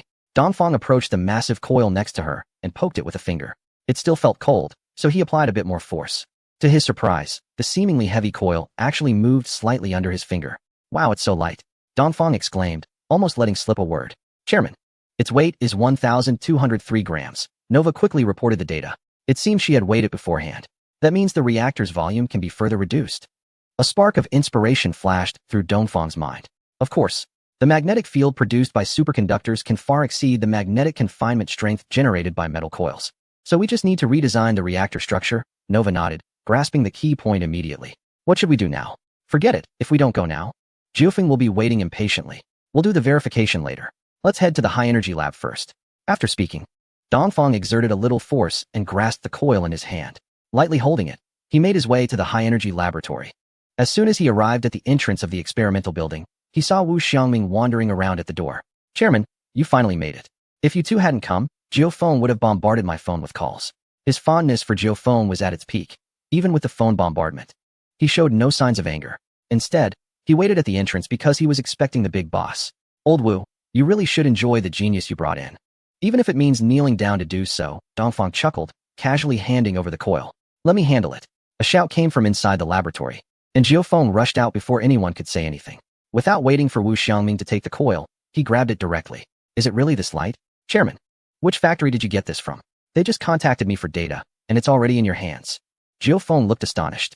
He hadn't heard the details of the conversation with Wu Xiangming. He only knew that after providing the coil data, he immediately requested Dongfang's phone number to send the size data. This is the latest material, with a hardness 100 times that of steel. But its weight is less than 1/10. So this time, you don't have to worry about it melting down. Feel free to experiment boldly. Dongfang didn't mention anything about superconductors because room temperature superconductors seemed too fantastical. He feared that revealing the truth would raise Jiufeng's doubts, leading to verification that would waste too much time. Understood. I've already instructed the technicians to wait. Let us head over now. Chapter 259. It's done. Jiufeng was so eager that he couldn't wait for Dongfang to finish speaking and rushed through the door with the coil. Chairman. Assistant Gong, Director Wu, hurry up. We're about to witness history again. Noticing that no one was following him, Jiufeng stopped, his face filled with anxiety. Dongfang smiled and continued to walk leisurely toward the door. Naturally, Jiufeng didn't dare to pull Dongfang and Nova along. So he stomped his foot and approached Wu Xiangming. Director, could you move a bit faster? Weren't you more anxious than me in the past? You brat. Unable to resist the enthusiasm of the young Jiufeng, Wu Xiangming helplessly exclaimed as he was pulled into the elevator. Nova, seeing this scene, felt a bit anxious. The captain was great, but he was just a tad slow. She was eager to see the effects of the coil she had personally created. So she reached out again and grabbed Dongfang's arm, urging him to move a few steps into the elevator. Wait for me, wait for me. Just as the elevator doors were about to close, a familiar voice came from behind. A hand blocked the doors, and Wang Chun rushed in, panting heavily. How could such a big event happen without me? Finally catching his breath, Wang Chun spoke up. Boss, I heard from the staff that you left. So I hurried out, and just managed to catch up with you. Wang Chun chuckled and shook hands with Wu Xiangming and Jiufeng. Director, what is the urgent matter that has you in such a rush? Wu Xiangming was a bit puzzled, as the matters regarding the microreactor were supposed to be strictly confidential. That's why he bluntly asked. Even though they were all from the same group company, labs shouldn't leak information like a sieve. Director, you might not know, but over the past couple of days, I've been with Boss Wang Chun, and there's not much to say. Just observe more, learn more, and speak less. Yes, boss. Before Wang Chun could finish his sentence, he was interrupted by Dongfang. After all, they had solved a problem that had stumped humanity for over 30 years in just 2 days, which sounded quite astonishing. The fewer people who knew about this, the better. Upon hearing Dongfang's remark, both Wang Chun and Wu Xiangming immediately fell silent. The elevator was suddenly quiet. What? Are you saying Director has made a great discovery? Jiufeng blinked curiously at Wang Chun, completely unaffected by the atmosphere in the elevator. The elevator descended quickly, only taking a few seconds. The group was soon taken to the basement. After passing through a long corridor, they re-entered that familiar room. Xiaowang, hurry up and install this new coil set. As soon as they entered, Jiufeng was eager and called out to the technicians who had been waiting for some time. The technician took the coil set from Jiufeng, and his face immediately showed signs of shock. So light. Is this carbon fiber? Can it conduct electricity? With a head full of questions, the technician skillfully placed the coil set in the pre-designed position in the reactor chamber. He connected the power, adjusted the position, sealed the casing, and went through a series of operations. The familiarity of the process exceeded Wang Chun's expectations. The installation and debugging work has been completed. The status of all components in the reactor is good, and we can proceed with the ignition test. Director, all preparations have been completed. Let us head to the control center. Jiufeng happily waved his hand and jogged a few steps to Dongfang. What are we waiting for? Let us go. This time, Dongfang carefully observed the technician's installation and debugging process. He was very certain that the assembly process had significantly improved this time. It seemed that over the past few days, not only he but also Jiufeng and the technicians had been busy. This was the backbone strength that a company truly needed. Dongfang decided that once the experiment was successful, a big bonus would be in order. Upon hearing Dongfang's words, the staff began to tidy up their tools, preparing to leave the lab. While the technician was busy, Dongfang noticed a bouncing black ponytail. Wu director, do we have any female technicians? No, they are all male. Oh, then who is that lady with the ponytail? Chairman, this is Lu Xian, our newly recruited researcher, a graduate from a prestigious university with solid theoretical knowledge. She is also part of our fusion project. How did she end up in the technician team? She applied proactively, stating that the gap between theory and practice was too large, and she wanted to participate personally to gain a deeper understanding of the structure of the fusion reactor and lay a solid foundation for future research. Given this, Dongfang did not pay much more attention and instead walked into the control center with everyone. Let's get started. After seeing that everyone was ready, Dongfang took the initiative to speak. Jiufeng's eager gaze seemed to almost scorch the air. Yes, inject 1 standard unit of fuel. Once the fuel was injected, progress updates from the self-checking of various systems rang out in the control center. Although there were many staff members in the hall, their efficiency was remarkably high. They all performed their duties without chaos. All systems were in good condition, and the confinement magnetic field was powered on. Prepare for high-energy laser ignition. Ignite. Jiufeng waved his hand vigorously, a mix of hope, worry, and anxiety flooding his heart. After issuing the command, only the countdown from the staff remained in the hall. 321, ignite. A red laser shot out from the large screen. Immediately, a small orange-red sphere floated up in the reactor. The ignition was successful, and the fusion reaction started smoothly. The operation time was 5 seconds, and the temperature inside the cavity was rising, currently at 1.2 billion degrees Celsius. The fusion reaction stopped 3 seconds after the fuel was exhausted. The experiment was successfully completed, but no one cheered, including Jiufeng, Wu Xiangming, and of course, Wang Chun, who stood frozen like a puppet with his mouth agape. They were checking the status of various functional systems, and all structures were in good condition. The confinement magnetic field was operating steadily. Inject fuel again, 10 standard units. We aim for 100 seconds. At this point, Jiufeng was fully immersed in the experiment, arranging and deploying tasks without waiting for Dongfang to speak. The reaction is running normally, and the discharge is stable. I think we succeeded. After repeated confirmations, the staff reported the situation affirmatively. Ah, we did it. Cheers and joyous sounds echoed again in the control room. The miniaturization of the fusion reactor was a complete success. Watching Nova rush into the crowd, laughing heartily, a faint smile appeared on Dongfang's lips. This was a necessary condition for humanity to develop other planets. The training of astronauts needed to be expedited. Chapter 260, Conspiracy Kite Calling, Important Information Report. Inside the residential building specially constructed for employees in the GeoHub Group Park, a female voice, dressed as a high-energy laboratory technician, spoke in a hushed tone. Oh, what discovery is it this time? A lazy male voice came from the other end of the communicator. Miniaturization, I'm hanging up. The female voice, who called herself Kite, responded with just 6 words before cutting off the communication. She seemed very cautious, not allowing even the slightest mistake. On the other end of the communicator, the man in the white suit straightened up in his chair, with one hand propping up his chin and the other continuously tapping on the table with the communicator. He thought, there's definitely a problem. In such a short time, not only had they completed the research on controllable nuclear fusion, but they had also miniaturized it so quickly. No, I need to push the work forward. After mumbling a few words, the young man picked up the phone and dialed out. What is the update? How is the investigation going? The financial management of the company was very standardized. All financial personnel were professionals. The documentation was complete, with no issues of tax evasion, and they had even overpaid their taxes. Are you just brushing me off?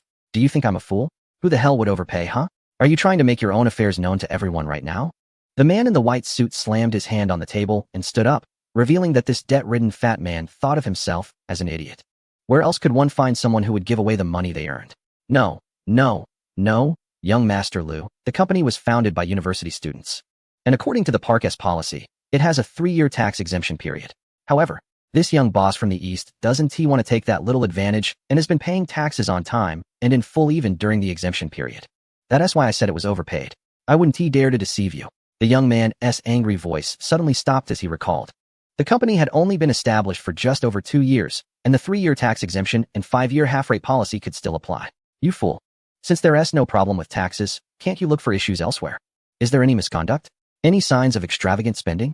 Young Master Lu's anger subsided somewhat, but his cold tone still reduced the volume of the voice on the other end to a barely audible level. Young Master Lu, this is a private enterprise. Even if they spend all their money, we can't interfere. You useless piece of trash, get out. Young Master Lu slammed his phone to the ground. Parts scattered across the office, showing the force of his anger. Mr. Lu, what happened? A long-haired girl, hearing the noise, walked in and saw the mess.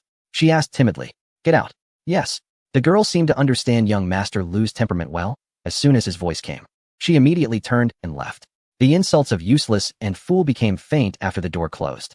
After 5 minutes, young Master Lu finally stopped venting. Is it old Zheng?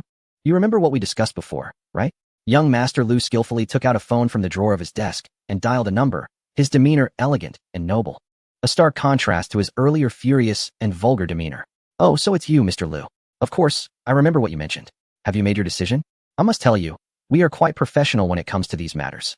However, regarding the price, it will have to go up. The voices in the office of the company you mentioned gradually faded, eventually becoming barely audible. Chairman, shall we head back to the office? Nova reluctantly followed behind Dongfang, moving at a pace that was hardly faster than a crawl. Hurry up. Where did that morning's excitement go? I need to discuss some matters with Brother Yuan. And I want to stay in the office all the time. Dongfang stopped, turned to glance at Nova, and spoke up. Really? Hearing Dongfang say this, Nova's energy surged instantly. Then what are we waiting for? Let us go. I can't wait. Her figure swiftly darted past Dongfang and out the door of the laboratory. Once seated in the vehicle, Dongfang shook his head helplessly, letting out a wry smile as he followed. Old Wu, let Geofeng continue to delve into the miniaturization. And let us produce a few verification machines in the lab for now. Understood, Chairman. Wu Xiangming stood in front of the testing building, watching the vehicle depart, and shouted loudly. After the vehicle turned and disappeared into the shade of the trees, he turned back to the office staff beside him and laughed heartily. Everyone, let's distribute the bonuses. Hooray. Brother Yuan, please take a seat. Xiaoyu, pour a cup of tea for Brother Yuan. In Dongfang's office, the two sat facing each other. Fanger, this young lady must be your sister-in-law, right? Gao Yuan leaned closer to Dongfang and whispered. Uh-huh. You go ahead and talk. Dongfang replied vaguely and immediately shifted the topic. How is the progress on the astronaut training base? Thank you, Xiaoyu. After Nova brought over the tea, Gao Yuan quickly sat up straight and said seriously, the matters you entrusted to me will certainly be expedited. Everything has been completed and is ready for use. That's good. Brother Yuan, there should be quite a number of people who have passed the game, right? Yes, there are quite a few. It has already reached 10,052 people. However, since some do not wish to make a living from this, only about 960 have signed agreements. Gao Yuan glanced at his phone and reported the relevant progress. Issue a notice for everyone to gather at the astronaut base.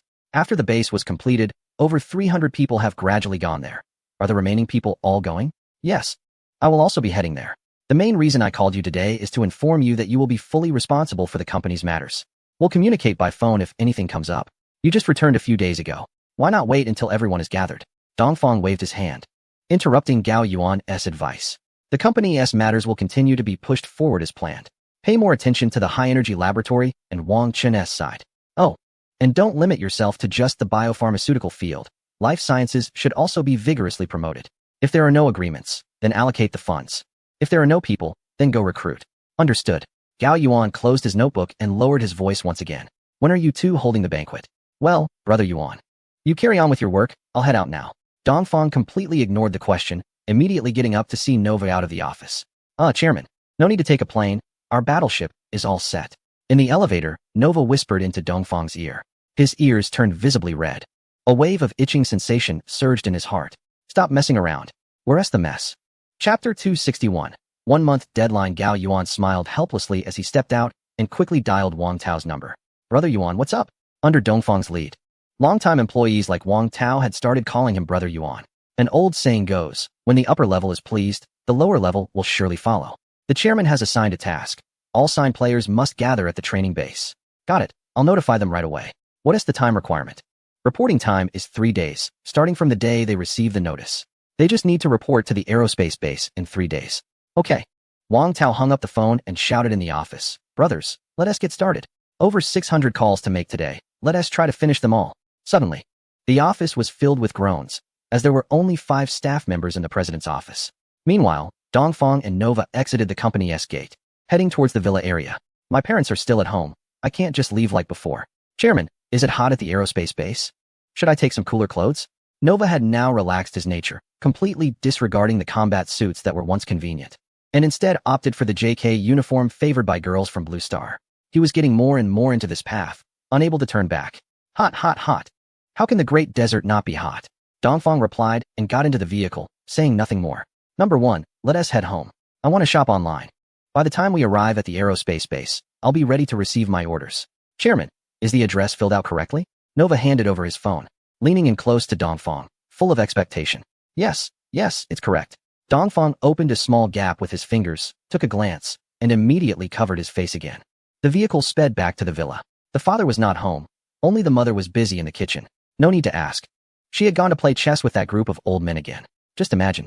A young man looking 20 but with the life experience of 50 appearing among the old men. How amusing that scene must be. Dongfang couldn't help but chuckle.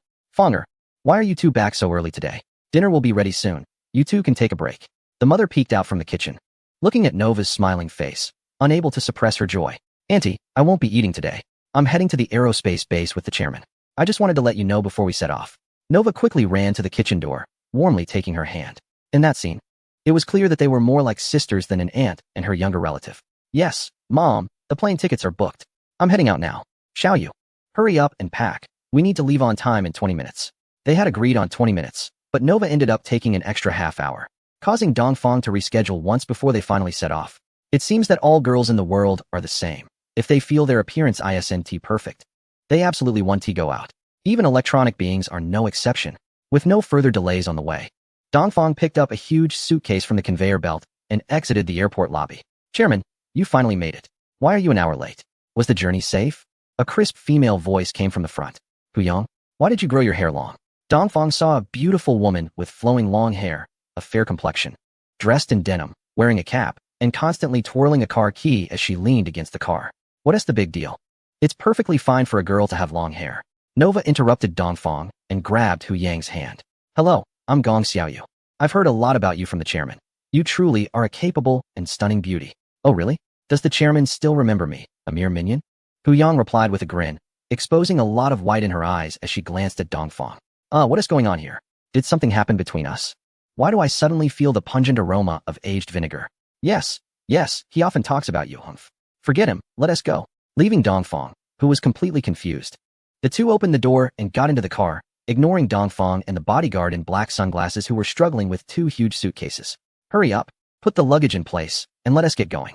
Dongfang opened the car door and sat down, turning to issue a command to the bionic robot. Yes. Once everyone was seated, the new business vehicle from the company smoothly pulled out of the parking space. It glided through the traffic like a fish in water. And within just 10 minutes, they were on the highway. As the traffic thinned out, the bullet-shaped business vehicle accelerated rapidly, like a bolt of black lightning speeding towards the space base. An hour later, the vehicle arrived at the entrance of the space base. Although Dongfang hadn't been gone long, the base had changed significantly. The walls were covered in green plants, thriving and creating a beautiful landscape in the desert.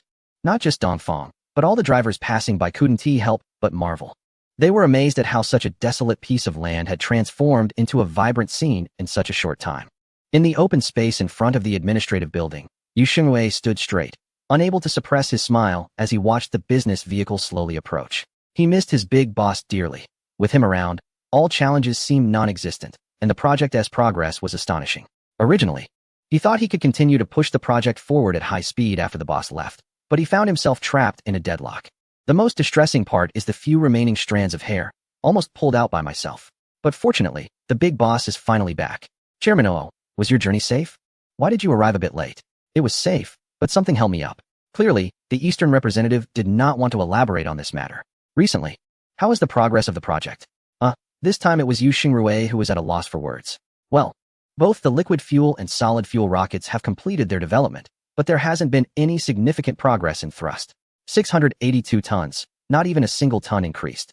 Seeing Yu Xingrui's awkward expression, the Eastern representative couldn't help but laugh. Don't worry, I'm here now. Let's form 2 task forces. Xiaoyu, you take one group, and I'll take the other.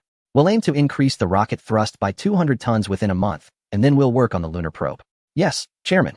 Yu Xingrui's mind was in turmoil. Could such a beautiful lady really handle the development?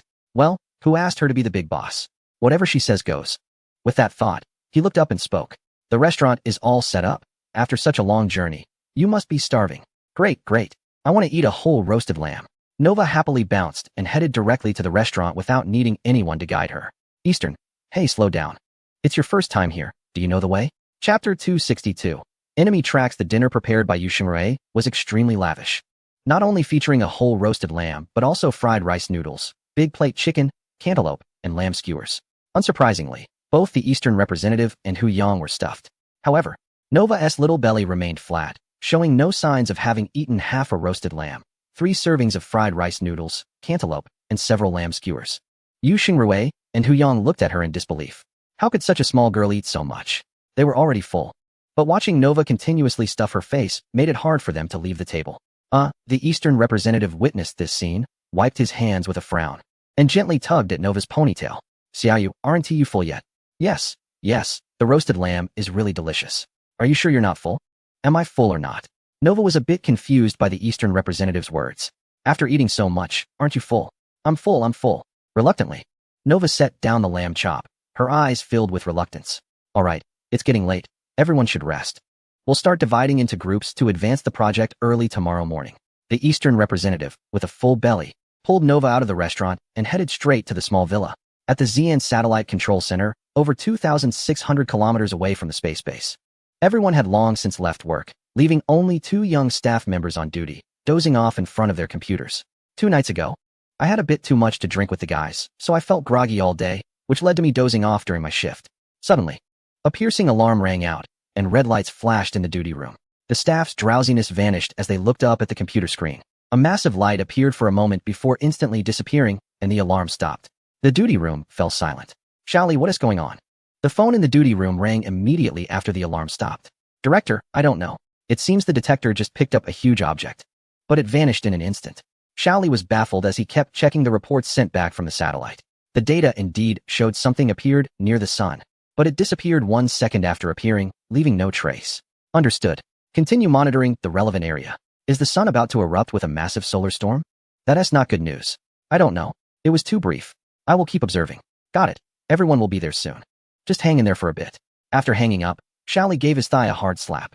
I told you not to drink so much. Don't cause any big trouble. Let us turn back time to 10 minutes ago, when Dongfang and Nova were swaying towards the small villa, followed closely by 2 bodyguards in black. Nova's laughter filled the quiet path, and this scene made Dongfang feel inexplicably satisfied. He suddenly had an unimaginable thought. Why not take Nova in? As soon as this thought crossed his mind, Dongfang immediately dismissed it, shaking his head repeatedly. Chairman, why are you shaking your head? It's nothing, just keep walking.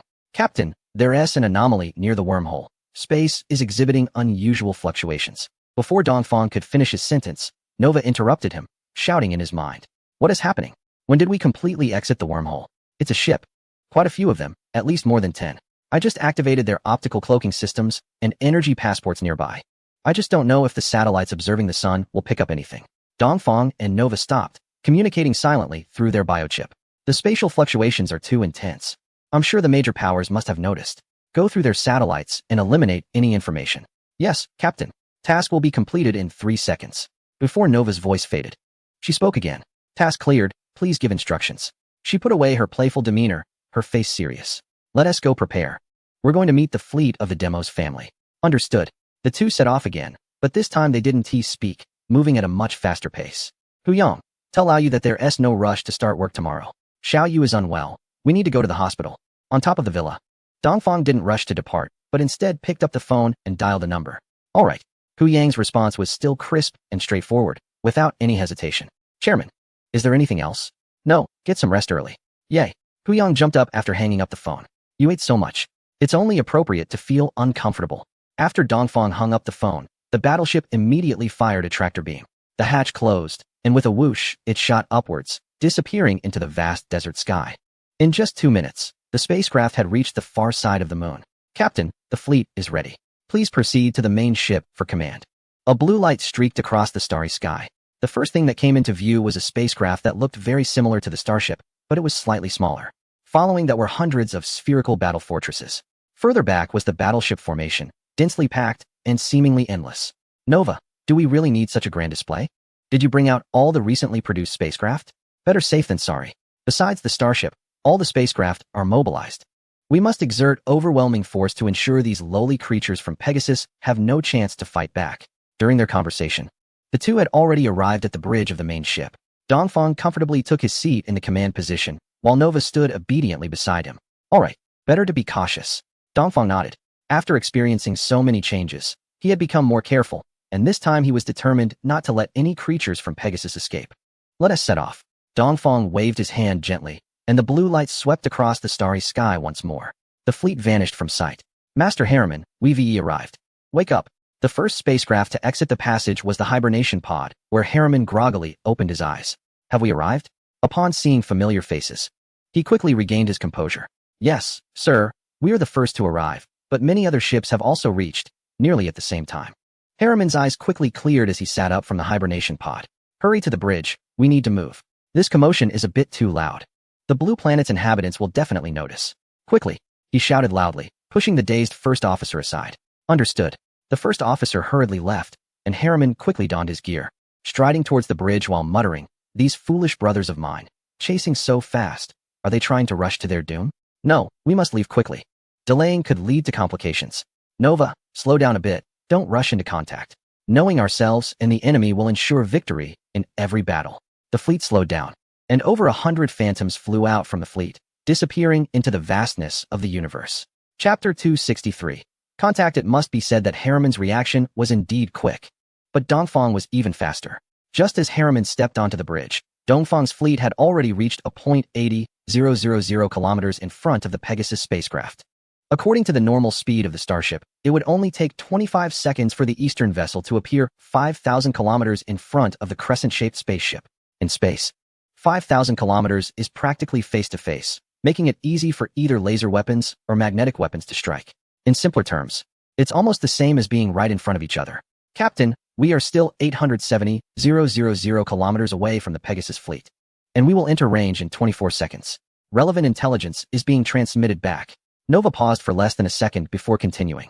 There are a total of 26 crescent-shaped ships appearing near the wormhole, and all ships are operating normally. According to reports from Phantom, the first ship to pass through the wormhole is rapidly retreating, heading towards the other side of the sun. This situation has disrupted the formation of the fleet, causing chaos among the ships.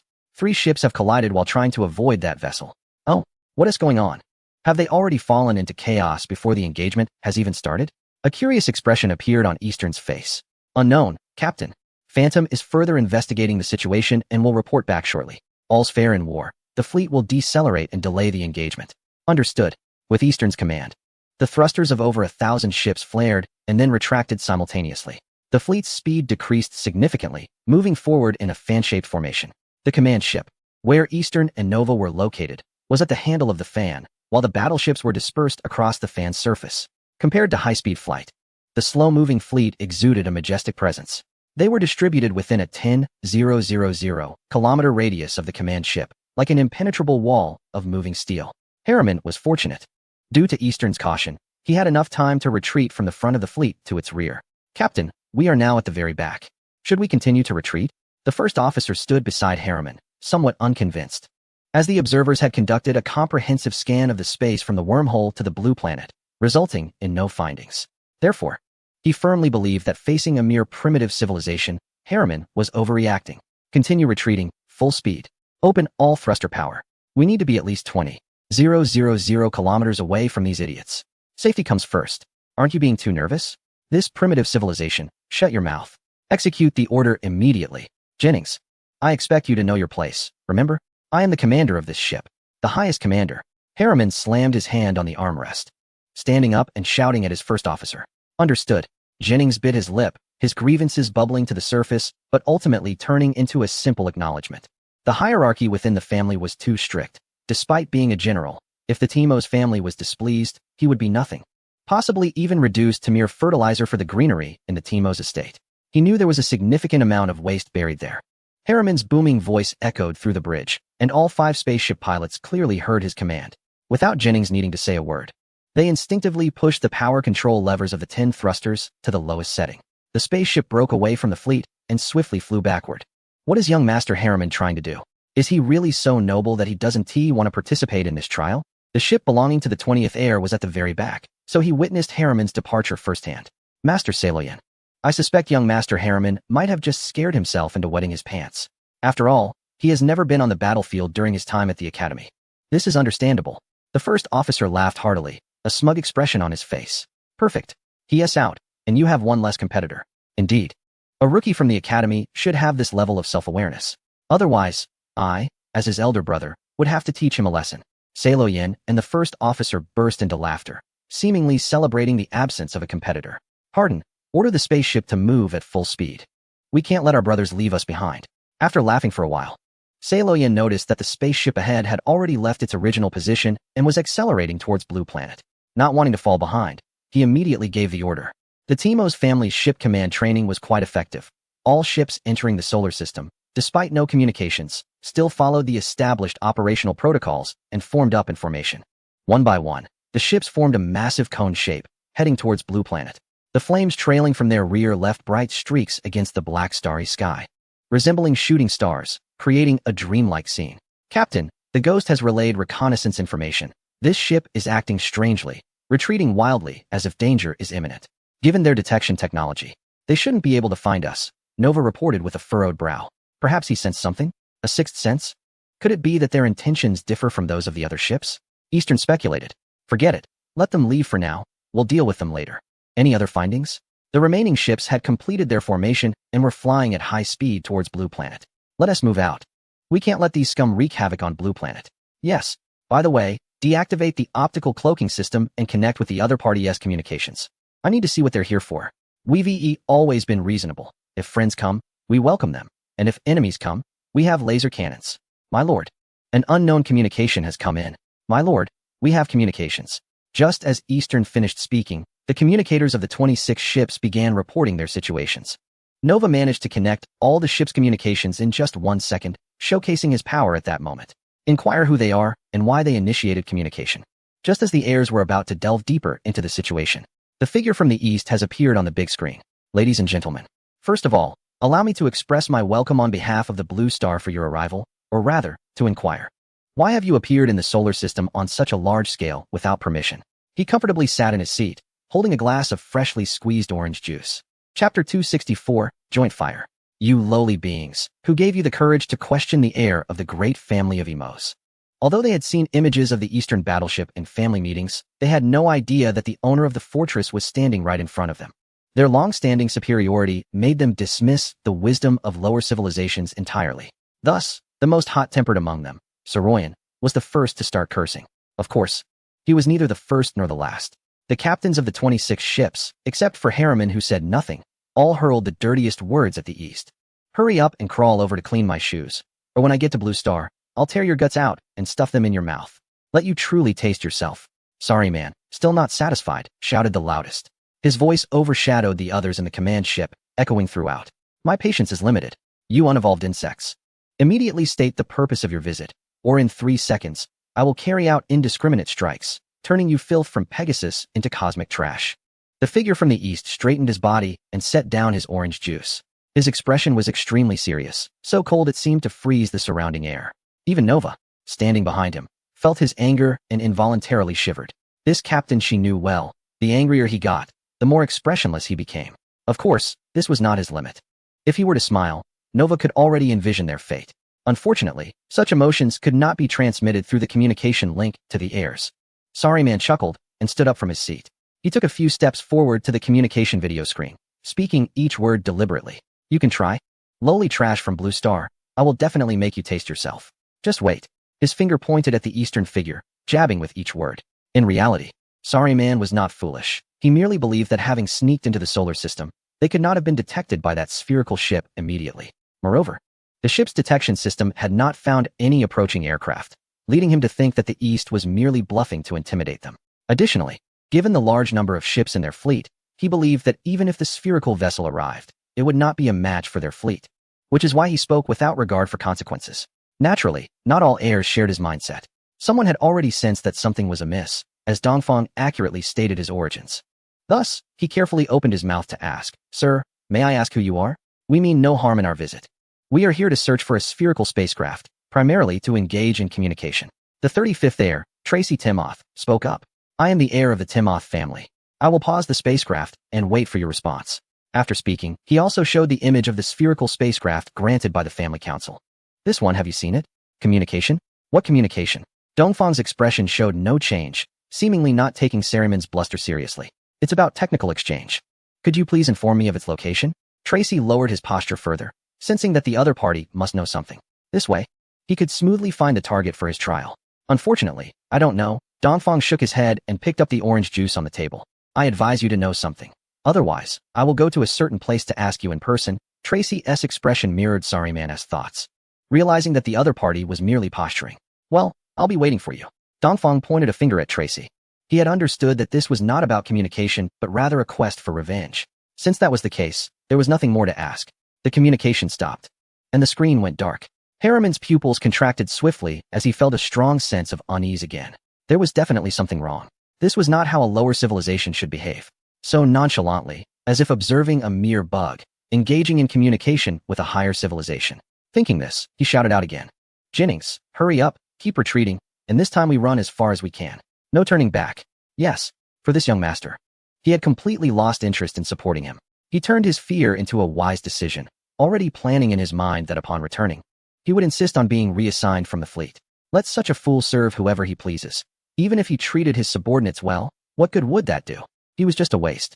The spacecraft continued to retreat at high speed, flying farther away in the opposite direction of the sun. Unfortunately, there were still too few people who understood like him. The remaining 25 spacecraft also activated their engines, aiming to fly toward a certain planet.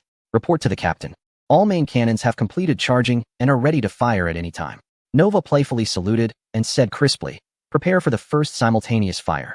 Half of the main cannons, 100% coverage. With Dongfang's order given, half of the battleships adjusted their positions. The main cannon openings that had previously lit up, after the countdown was completed, fired large beams of laser in unison. The optical cloaking system could no longer maintain its coverage. 500 beams of laser seemed to appear out of nowhere, shooting from the front, 5,000 kilometers away from the Pegasus fleet. Like the formation of the spacecraft, the laser array also formed a fan shape. Captain, what do you see over there? The fleet, having lost its optical stealth protection, was revealed.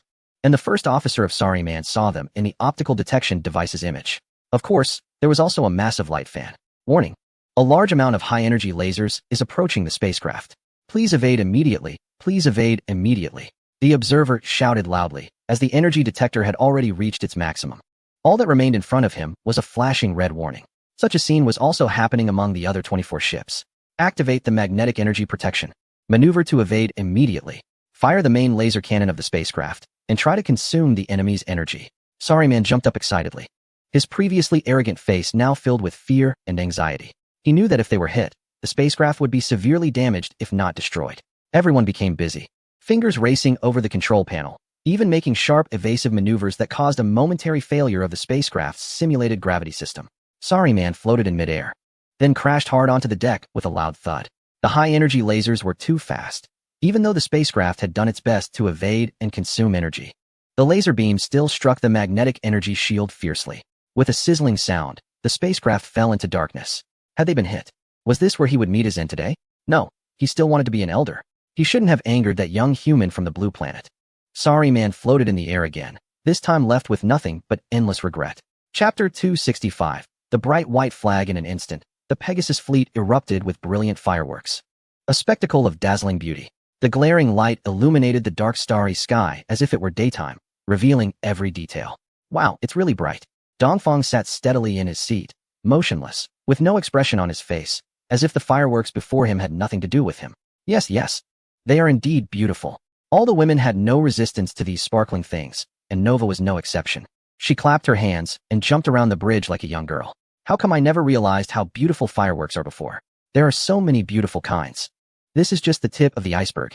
Our nation has thousands of years of culture, and there are countless types of fireworks. For example, sky ladders. And then there's the fireworks show. This year during the Spring Festival, I'll take you to see it. Great, but don't forget your promise. Damn. These two were actually discussing the Spring Festival program in such a serious battlefield, completely disregarding the Pegasus spacecraft. The temperature in space was extremely low, so the fireworks were completely extinguished before Dongfang and Nova's conversation ended. Among the neatly arranged 25 spacecraft, after a round of simultaneous fire, only 2 remained in good condition. This situation was not due to the battleship's high-energy lasers being insufficiently powerful, but because each of those 2 ships had another ship in front of them, shielding them from disaster. At this moment, the 2 heirs were in a state of confusion, unable to comprehend where such a large fleet had come from. And the level of civilization had far surpassed that of their own. Quick! Immediately send out a communication request again.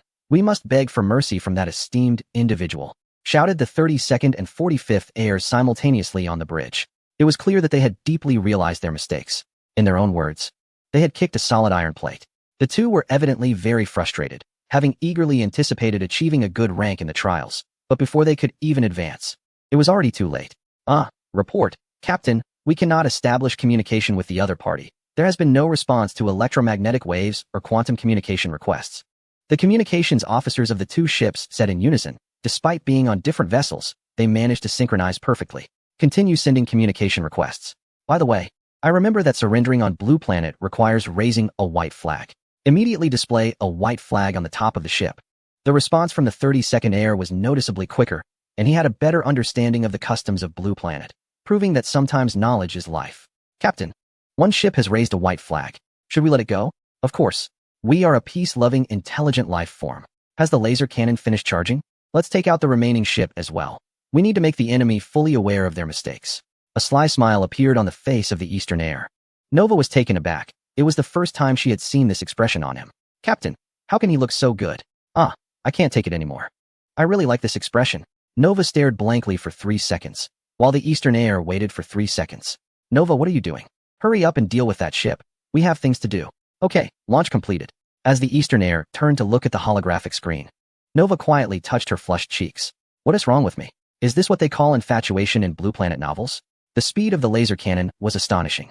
Before Nova could finish her response, the high-energy laser had already struck the remaining ship. One can only imagine the scene of 500 laser beams, each with a diameter of 5 meters, hitting the same vessel.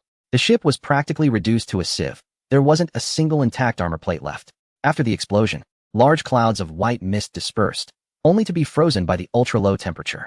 Emerging from the shadow of the ship, it was then evaporated by the sun's high temperature, creating a dreamlike spectacle. A vast expanse of white mist enveloped the last remaining ship, resembling a fairyland. Nova, let's split up. You go accept the surrender, and I will pursue the fleeing ship. The Eastern heir nodded in satisfaction at the scene before him, seemingly very pleased with the power of the laser cannon. At your command, Captain, but please ensure your safety. Do not put yourself in danger. Got it. Hurry up, that spaceship has already gone far. It seems that there are indeed smart people on Pegasus. As you wish, Captain. Nova nodded and strode out of the bridge, boarding a small combat ship to enter the nearest star fortress. The originally orderly formation changed immediately after Nova entered. 20 battleships were formed and detached from the combat group, heading towards the only remaining spaceship. Captain, we have disengaged from the formation. You can depart at any time. Nova's figure reappeared in the eyes of the Eastern commander. Good. After you accept their surrender, start the interrogation immediately. I want to know their true intentions. Are there any more ships that will continue to enter the solar system from the wormhole? Yes. After performing a standard military salute, Nova spoke again. Such a large-scale fleet mobilization must have strained even the wealthiest families. But to ensure everything goes smoothly, I will keep 20 ships near the wormhole as a precaution. Please rest assured in your pursuit. The conversation concluded, and the Eastern commander closed the communication.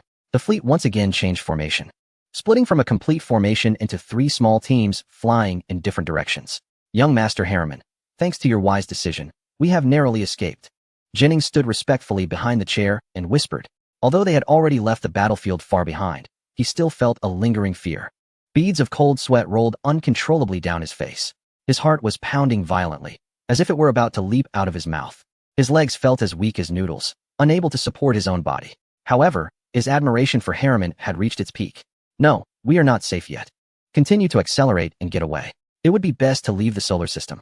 Harriman's thoughts were no different from Jennings. Although the ship's speed had already reached 1/8 of the speed of light after accelerating for a while, he still felt uneasy. There was always a sense of a great threat approaching rapidly. Jennings, jettison the weight. We need higher speed. Yes, Jennings had a clear understanding of Harriman's foresight. He would carry out all his commands without fail. After all, his own life was at stake, wasn't he it? Chapter 266. First warp flight. Due to the wreckage of the Pegasus ships floating all over the battlefield, even if the Eastern commander wanted to increase speed, it was impossible. The fleet slowly ascended after leaving their original position. Master, all ship energy shields are activated. The starship's mainframe spoke in a slightly mechanical tone. It replaced Nova as the temporary command assistant for the Eastern Commander. Full speed ahead. Don't let that little bug escape. Understood, Master. To ensure speed, the fleet has taken on a three-dimensional conical formation. This is the standard formation for the Earthring fleet while on the move. The guide to the fleet formation describes numerous benefits of this arrangement. First, it minimizes the impact on surrounding ships during high-speed flight. Second, it occupies less space, significantly reducing the likelihood of cosmic bodies obstructing the fleet. Third, it enhances firepower in the event of danger. Immediate